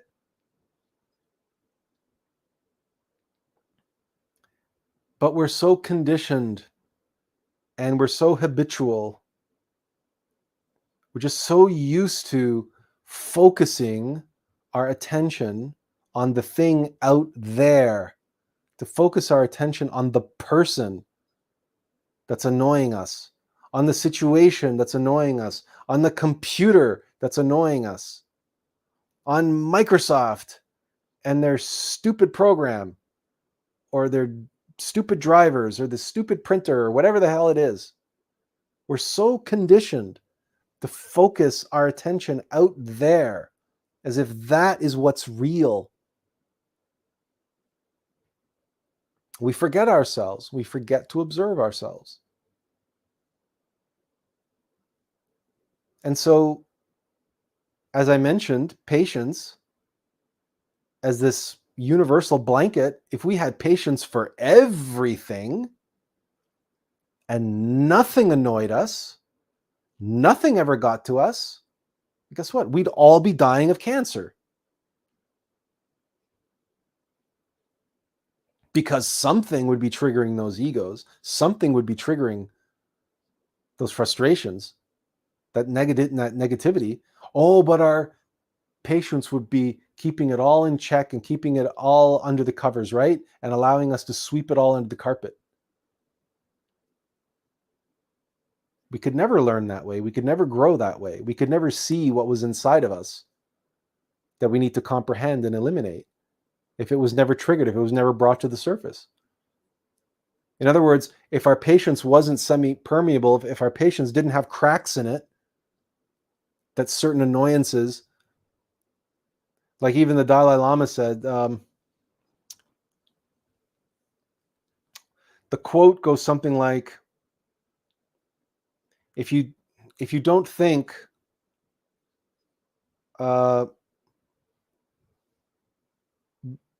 being very small, you don't think you can have a big effect, just try sleeping in a room with a mosquito.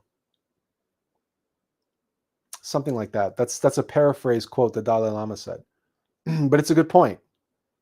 Have you ever tried sleeping in a room that has a mosquito? Are you like me? Do you have to get up, turn on the lights, and find that thing and get rid of it? Otherwise, you won't be able to sleep. Oh, where's patience as a virtue now? That doesn't seem to apply to the lowly mosquito, does it? I don't know many people who have patience for mosquitoes.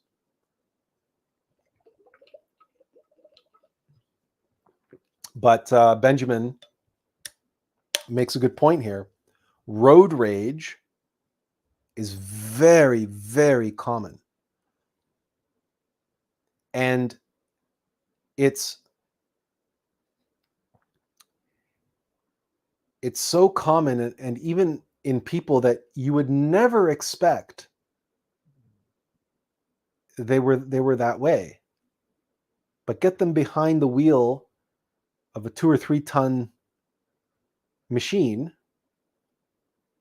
and send them out on the freeway, and all of a sudden there's this monster comes out of them. And it's worthwhile looking into the dynamics of that,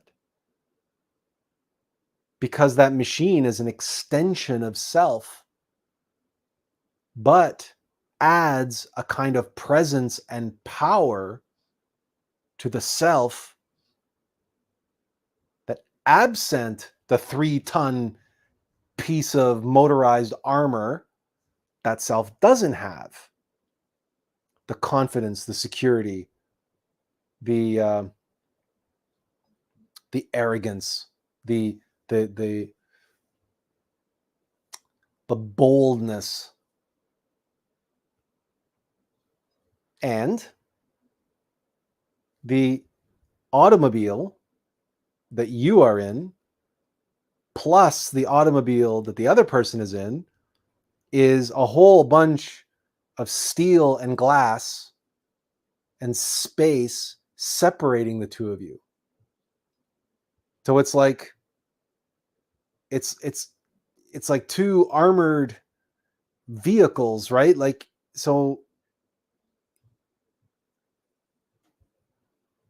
the fear, which is the desire to control, and the desire to control others, and the desire for things to go our way, i.e., for things to get out of our way and things not to get in our way, that fear has this newfound boldness in its anonymity. And it's protected. It feels like it's cocooned in its little metal, box. So it's emboldened to say things and do things, and right? Whereas take the cars away and put the two people just next to each other minus the cars, and the emotions and everything, they de-escalate very quickly. But it doesn't mean that those entities don't exist inside of those people. The entity doesn't come from the car. The road rage entity is already in the driver. The car and the circumstances of the traffic just brings it out of them. Benjamin says, indeed, our ego often distracts us by focusing on external matters instead of accepting things as they are. Consequently, we waste negative energy on trivial issues, creating too much fuss over nothing. This is an insightful observation. Thank you.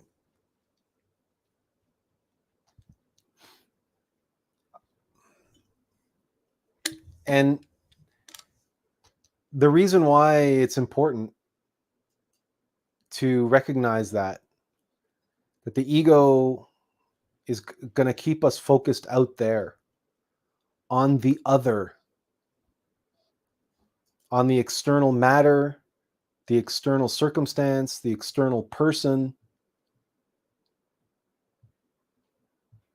because the egos want things to go our way, or rather, the egos want things to go their way, the way they want them to go, whether or not that's really what's best for us. Oftentimes, It's not what's best for us, but it's best for the ego.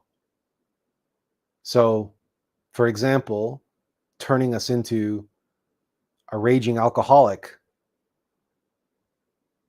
or a gambling addict. Well, that's certainly not what's best for us, but clearly there's something inside of us that makes us keep doing that.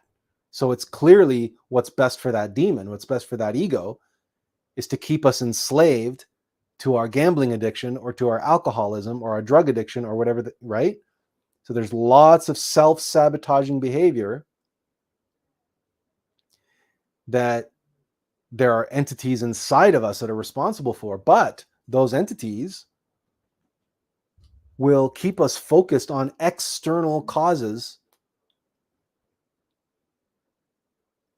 So, we have no job, our life is really stressful, or, the economy, or the government, or, politics, or this or that. Like all of these reasons why, poor me, I'm a victim. I gotta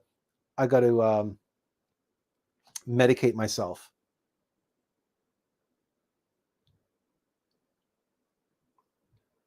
It's never my fault unless that's part of the strategy and the tactic of the ego is shame and self-loathing, and all addiction is self-loathing on some level. So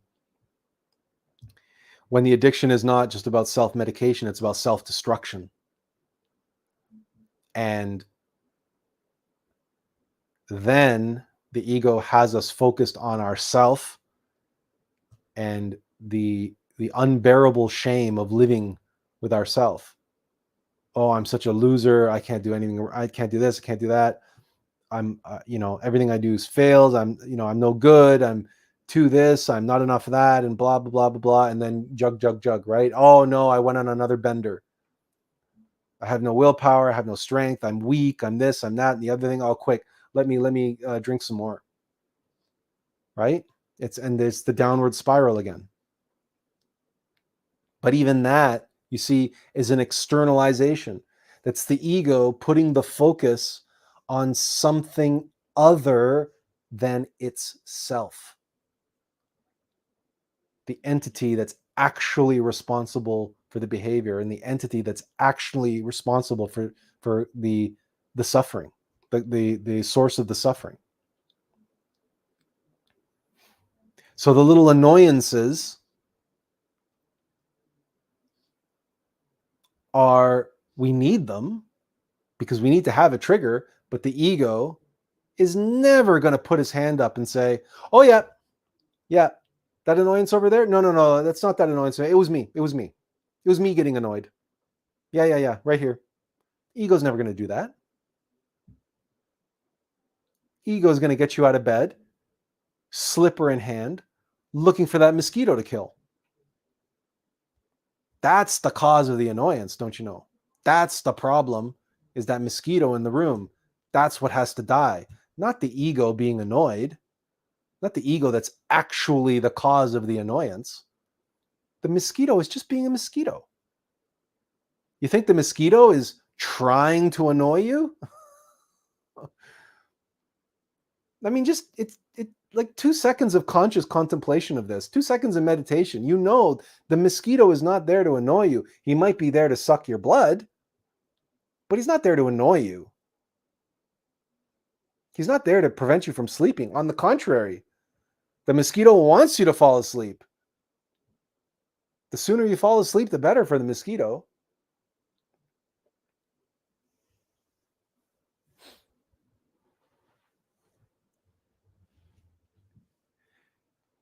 So patience then has a number of different dimensions to it. And when we say patience is a virtue, we have to recognize it within the context of why and how we use and how we apply patience consciously and intelligently. And that patience under fire, we must concede that that which causes us annoyance, frustration, anger, rage is inside of us. And that if our patience is not stretched to the limit, or these death by 1,000 cuts, all these little minor little annoyances don't happen to trigger that which gets annoyed, frustrated, and angry and enraged, we will remain ignorant of it. And if we remain ignorant of it, it will continue to affect our life and possibly rule our life. And if it continually goes on frustrated and stressed and angry there in the subconscious mind, we might not even notice all the little, I hesitate to use the term, microaggressions that we subject other people to, that we might completely be unaware of because of our ignorance of these causes of our annoyance, because of this blanket of patience that we pride ourselves on having. Oh, I have so much patience for these people. I have a lot of patience for people like that, or I have a lot of patience for people in general. But then, if you really pay attention to the things you say and how you say them, and the little digs and the little sarcastic comments and and if you really start paying attention, you discover, oh, I actually kind of have this snarky, sarcastic, hidden, toxic attitude toward people. I say that I'm patient with them. I tell myself that I have a lot of patience for people because I don't blow up in their face, when the cash register gives me the wrong change back, or when somebody cuts me off on the highway, or when somebody else does something stupid to annoy me. I exhibit a great deal of patience, but I'm always making these casual little snarky comments, or these casual little judgments, or, oh my God, look what she's wearing. Oh, I can't believe what that, and it's just, it's kind of like like a Jerry Seinfeld syndrome. Or if you remember the show and the character of Seinfeld, and all the characters on that show, they had this general, this general going through life, finding all the flaws in everybody around them, and very rarely, if ever, actually, looking at themselves. And in fact, I remember very clearly being back in, I guess it was university or whenever it was, by the final season of the show, I remember it becoming quite difficult for me to watch, because the snarkiness and the hatefulness, the veiled anger and rage in these characters was just becoming too much. It was becoming unpalatable. It felt dirty. It felt wrong. It wasn't funny anymore. It wasn't fun and lighthearted and funny anymore and quirky anymore. Now it was just bitter and cynical and spiteful. And yes, patience is a virtue, but again, patience can be this semi-permeable membrane, and the egos can use patience to filter themselves And they can allow to pass through that barrier these veiled and cleverly camouflaged expressions of judgment, of frustration, of anger, of resentment, right? And that comes off as that like snarky, toxic, cynical, sarcastic little comments and little jabs that we get in all the time. Well, that's coming through. And then at the same time, we're doing that, or we're thinking that the whole time that we think we're being patient.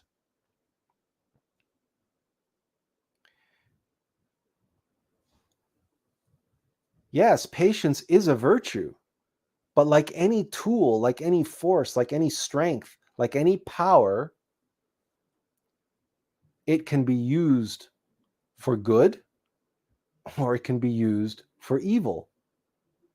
Now, you may have noticed that some of the global elite, let's say, or the very powerful people that you have encountered in your life, the masters of the universe, whatever you want to call them, in public, these individuals exhibit a great deal of self-control. They have learned to become very proficient in their selective application of patience. They can appear calm and cool and collected, and they don't react to harsh questions or you know, they're very controlled and measured. And make no mistake, they are employing the power of patience there. They're using patience as a shield, as a mask to hide behind their true nature and their real intentions.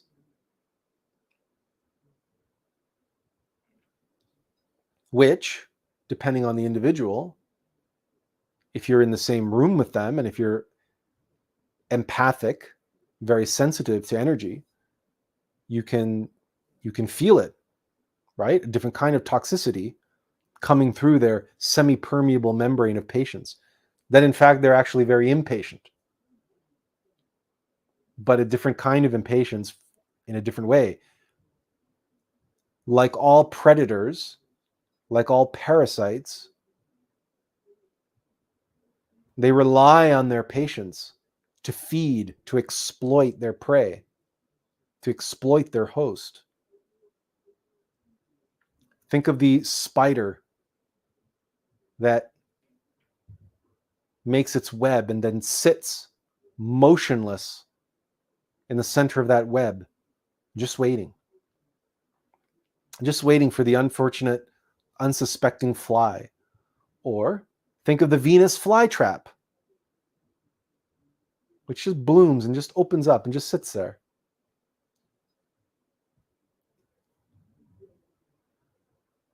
They're incredibly patient.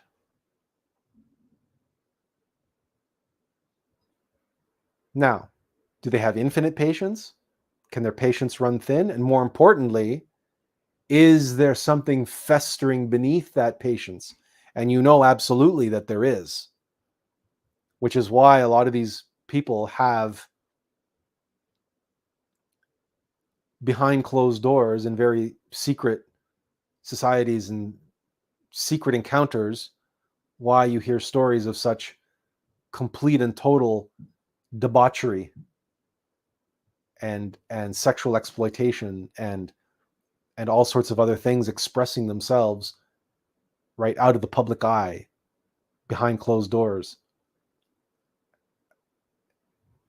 because what festers inside of them wants to get out and wants to express, but they can't afford to have it come out as rage and as frustration, during the World Economic Forum in Davos, Switzerland, right?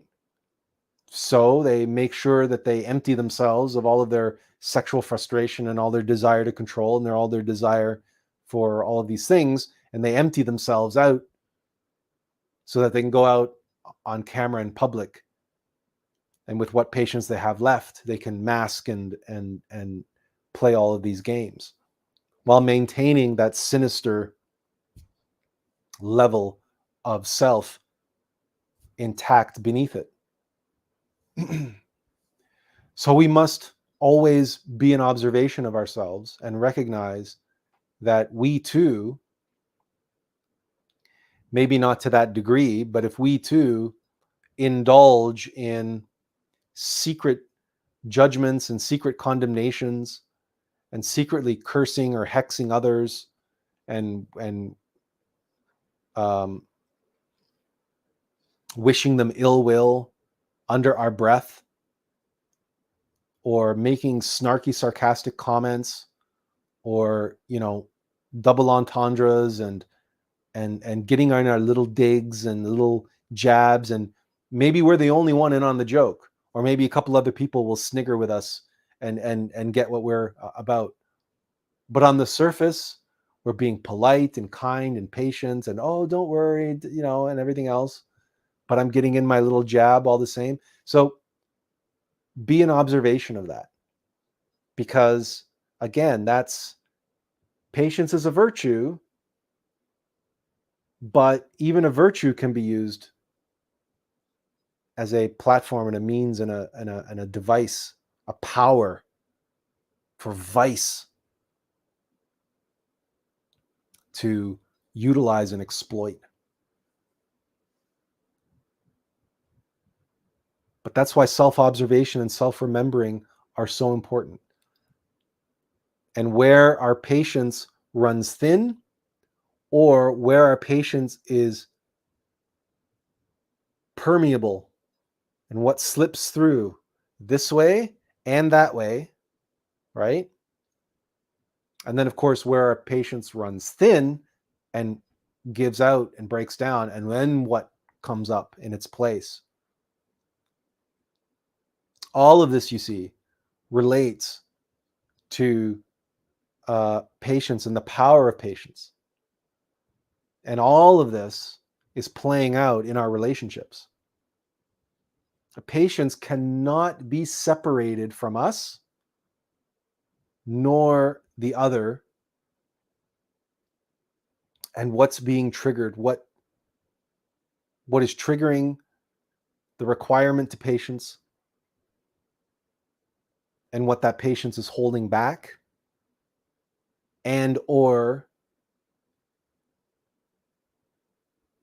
mobilizing, enabling. And all of this comes into the big picture, the comprehensive view of the power of patience that is under fire. Because when our patience is tested, that is when it is our opportunity to see it. It's like what just came to me, the perfect analogy of this is the One Ring. As you know, the One Ring has no markings on it until it is thrown into the fire. And fire reveals its true nature. And that's the script from Mordor around the ring that says, one ring to rule them all, one ring to find them, one ring to bring them all, and in the darkness bind them. That's the One Ring, but its secret is only revealed in fire. And that's what Tolkien embodied that in the mythology of the Lord of the Rings and the One Ring. He embodied that truth there. But that's why we have the so-called trial by fire, because it's fire that reveals to us our true nature. So when our patience comes under fire, either the little annoyances or the big catastrophe, the big, huge blow up. Either way, we need to pay attention. We need to look for what the fire is revealing there in and through the patience. Because patience is a virtue. Don't get me wrong. But it's a little more nuanced than that. It's a little more complex. And we mustn't be so naive or so foolish. And I think I've made that point very clear for a number of different ways, a number of different angles. Nothing is so black and white as the human 2.0 mind wants to make it.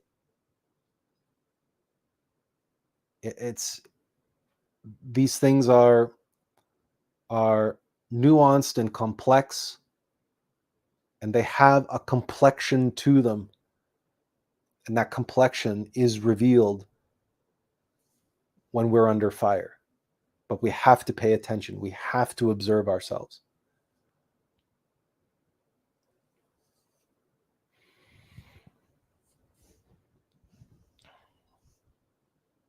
Does anybody have any comments or questions? Do you want to add something or ask something? I'm trying to think if I've left anything out when it comes to relationships and patience. So maybe something will come to me in the next few minutes. But I'm going to let you guys have a minute or two to formulate a question in the meantime.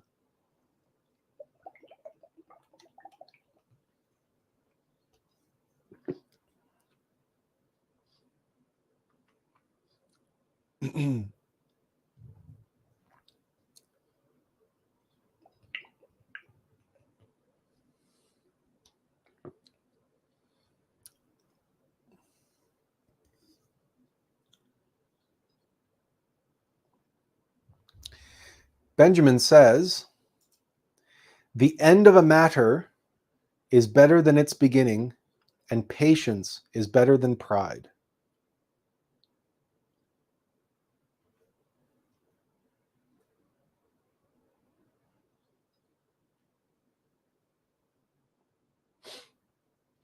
Yeah, I can agree with that.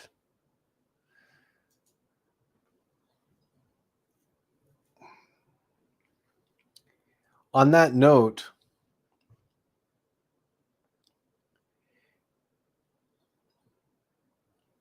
can you envisage a time when someone is showing too much patience or patience where they really shouldn't be? And this relates somewhat to the quote that Benjamin just gave us here. Sometimes it's better to nip things in the bud, bring a matter to an end, than let it continue on and drag out by giving it patience that it doesn't deserve, by showing the person patience where they haven't earned it, where they don't deserve it because of the nature of their infraction. But, and this is the key point here, Benjamin, remember, patience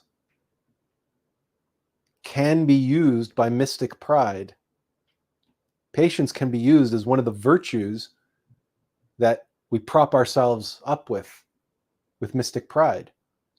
Oh, I'm so patient. Have you ever heard the expression to kill someone with kindness? To kill someone with kindness is along the same lines as spare the rod, spoil the child, and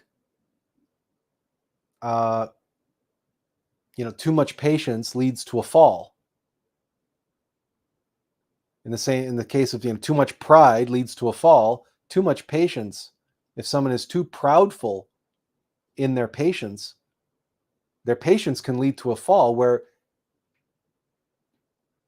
where if they were humble and they didn't care about what other people thought, they could have nipped it in the bud and brought an end to the matter before it began. Whereas if you show patience, like trying to find a good example of this, showing patience for someone where they're behaving a certain way, and you're showing them you're being patient, you're hoping that they're going to see the light and turn things around themselves. But they don't. And it gets worse and worse and worse and worse and worse. And you're being patient and patient and patient and patient and patient. And all of a sudden, it becomes catastrophic. And the reason why you were showing all that patience is because you didn't want to offend that person. You didn't want to step on their toes. You didn't want to step on their freedom or whatever.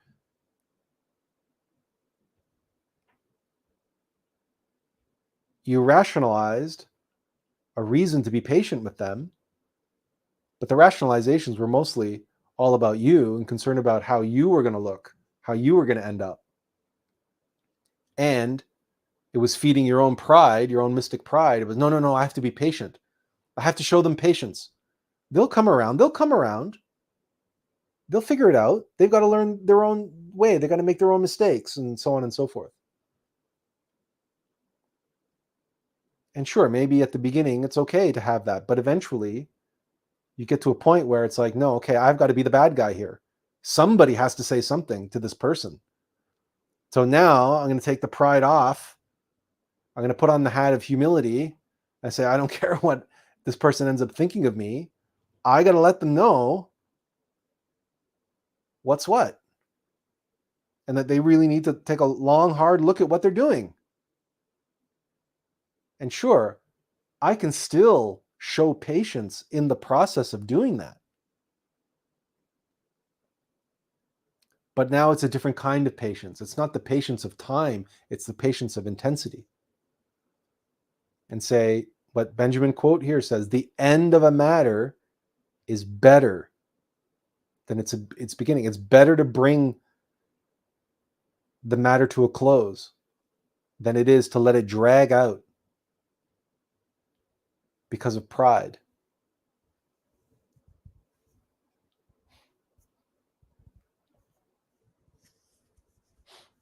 That patience that becomes a source of pride. Always remember that. Always remember that any faculty that we have can be twisted and harnessed and captured and used.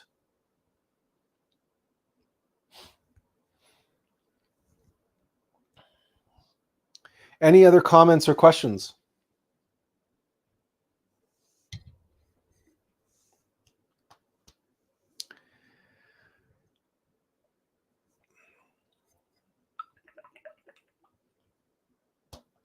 I want to thank everybody for coming out today. I hope that you found something of value here today in terms of understanding patient's role in our relationships over time, but also in compressed time, in arguments and whatnot. And that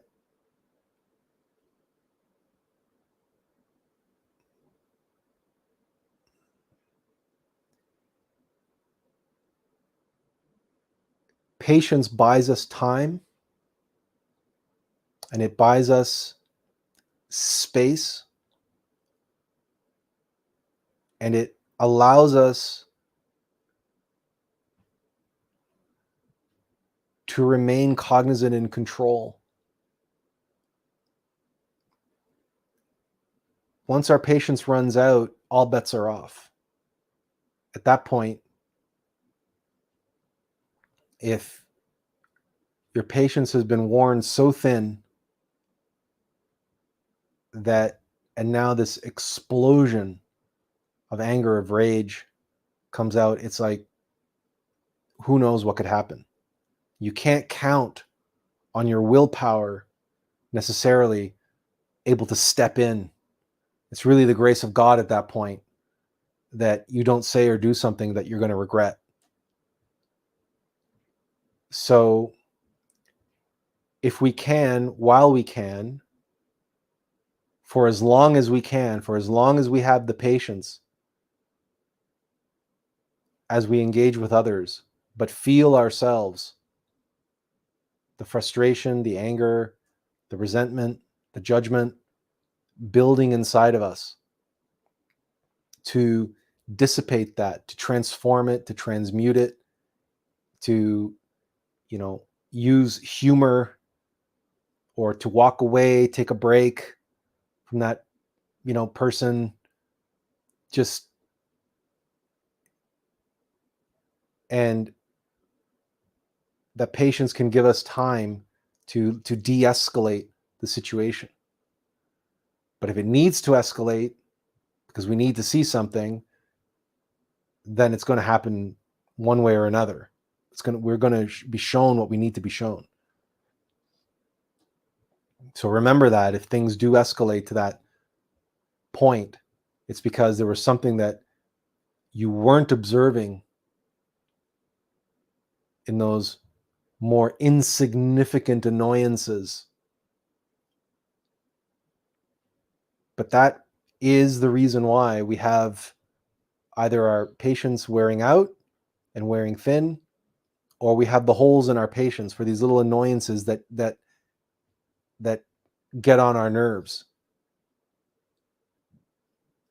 Because remember, the annoyance is not out there. The annoyance is in here, and we have to understand, we have to comprehend, we have to analyze the source of the annoyance with the concentrated, focused microscope of consciousness in meditation. And then we become aware that, oh, you know what? That road rage that I have when people cut me off, that's the same thing as when I lose my temper with my wife and I blow up and have a huge argument with my wife. It's the same bloody thing.